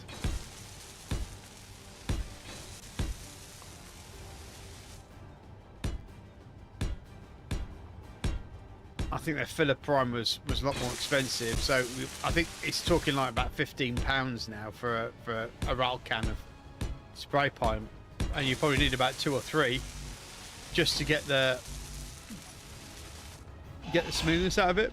So I'm kind of a little out of the loop, if I'm honest with you, about how to solve the problem.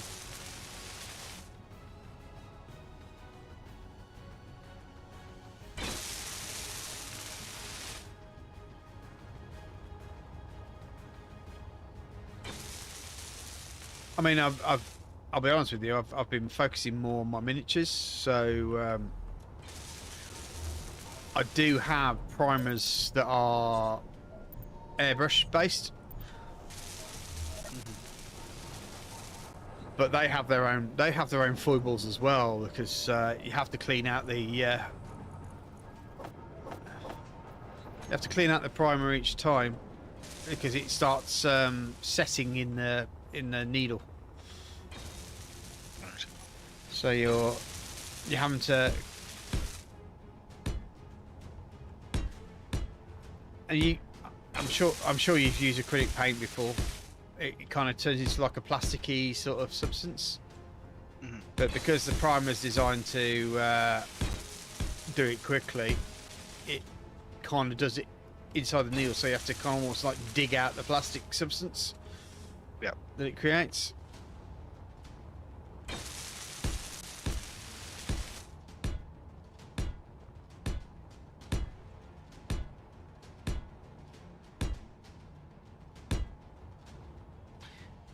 And that's a good thing about it. Yeah, I suppose if I am thinking about doing this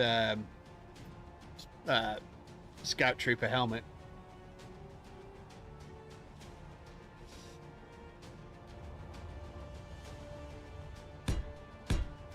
I may as well go through the process and try to.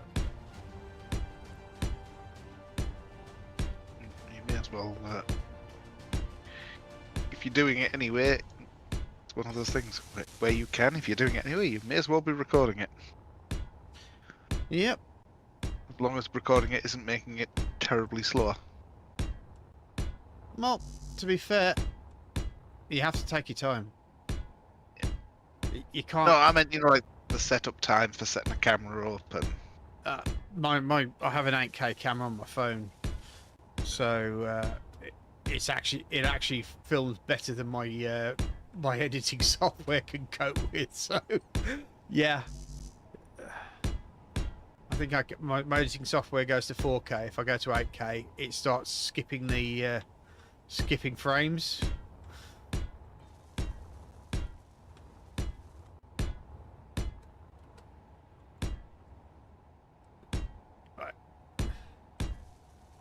So, we've only got 5 minutes left. Never mind.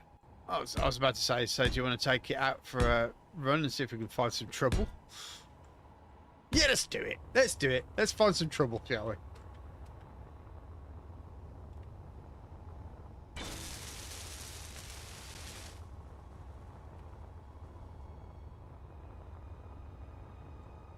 Now, where did I put the exit? I'm gonna have to put some red mark. Yeah, I'm gonna have to red line this, aren't I? Out of the ship is this way. I want the inner of the ship, mate. I need to get to there. Well, the opposite way. The way I just came from was into the inner core. Mm-hmm. I need to get to the battle bridge. There we go. Right, are we okay to leave this place? Do you think we're Yes, we're okay to leave this place. okay? Right. So So what have we got? There's a space station, 8.26 kilometers. Shall we go for that space station? I think the only thing you're going to have time for, even remotely, is going to be that. Okay.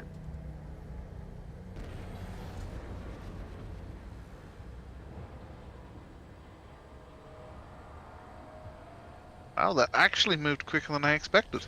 Oh, I've been busy. I do believe we are taking damage, though.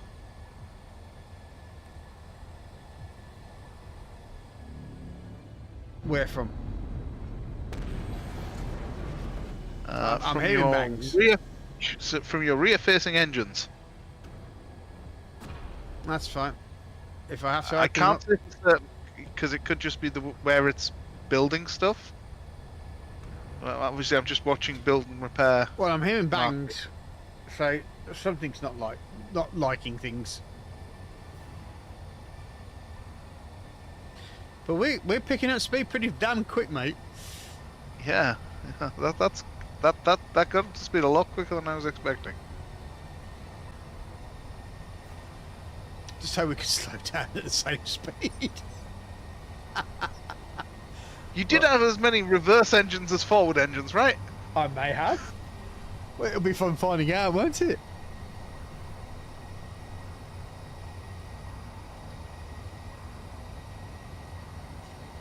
We've got 6 kilometers. I can at least start slowing down at 3.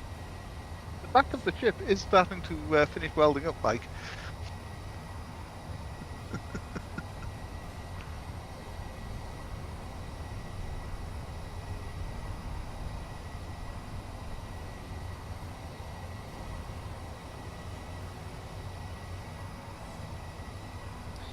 You're about So how 108 many meters per amp second of now. engines? We're not obviously not as full speed, but this thing would get to full speed, especially if I hit the Yeah. hit the hydrogens. And there's still huge amounts of space to add more engines if necessary. Absolutely, yeah. Oh, and we're slowing down just as fast, mate. In fact, I think we're slowing down faster. Firing. Sorry. We're firing. Oh wait, as we are. Yeah. Our front laser grids are working very well. Yeah, 2 kilometers. I know that because I faced that a few moments when you were when I had the. There's a lot of like flamey shit going on over there, isn't there? Shall I just sit here sipping wine whilst we destroy the enemy base?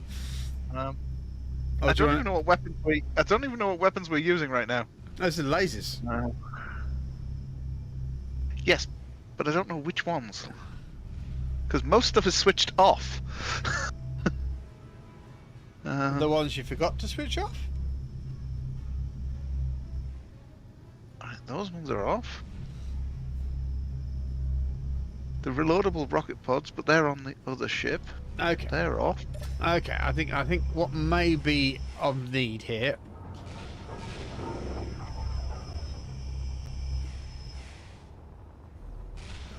It's for me to have a look.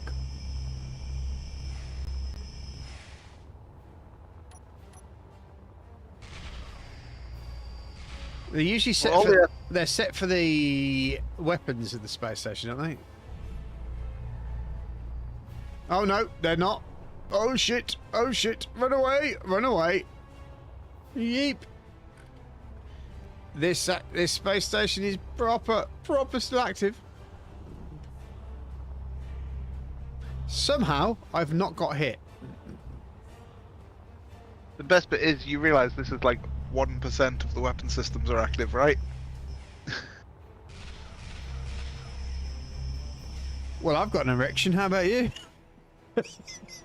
Right, switch off all of the Gatling guns. Yes, I know that those fire isn't Gatling guns, but No, I appreciate it. I'm just working my way through, literally switching every gun off. We need to make sure that every gun is set for taking out their offensive weapons. Because if we're going to take the resources, the last thing we want to do is start blowing up anything but their guns. It looks quite a big space station, to be fair, because I can see it from here. We're 2 kilometers away, and I can still see it. Yeah. That is a big mama. The railguns are off. Point defense turrets are off. Stingers are on. They can be off.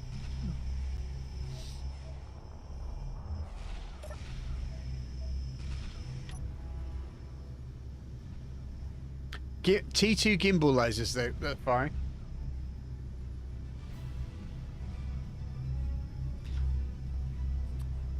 Ten, 8, 9, 19. All of the T2 gimbal lasers are classed as thingies, right? So, right, now how do I add them to the bleeding list? Do I just create a group for the T2 gimbal lasers? I think the most important thing is to get them to set to... Oh, I can see several different parts of that space station now. We want to take out their weapons. That was the main... let's see how... They were in AI shoot mode. Objective disabled. I'm not being fired at, and I'm at 1.3. Offensive. Subsystem. Right, I'm at 1 range. kilometer. I'm not being fired at. I think Okay. I think. Yeah, achievement unlocked, guys. Yeah, absolutely. Yeah, I'm right here. I'm So literally just, standing in front of the space station now. Oh, wait a second. There's a pirate welder here. Oh, no. I did get killed by some false arms fire. Never mind. There is something there, but it's at the back. Oh, I've switched those laser turrets to fire at those types of targets only. Okay. I think what we'll do is we'll leave it there. We've got this space station, and we can deal with it. Or we can even maybe take the fighters to finish it off. And we'll leave that for next week. How's that sound? That's fine with me. Okay, The decoys weren't finished yet. I really don't think the decoy's ever going to make a dent in what we're facing right now. It looks like it was a small arms fire that got me. So I wouldn't worry about it. Right. Owen and anybody else who's watching, thank you very much for watching. I hope you've had a great time, and I hope to see you soon.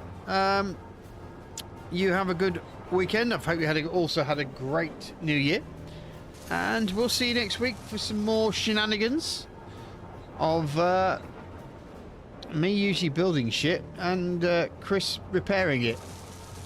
Take care, guys. Bye bye.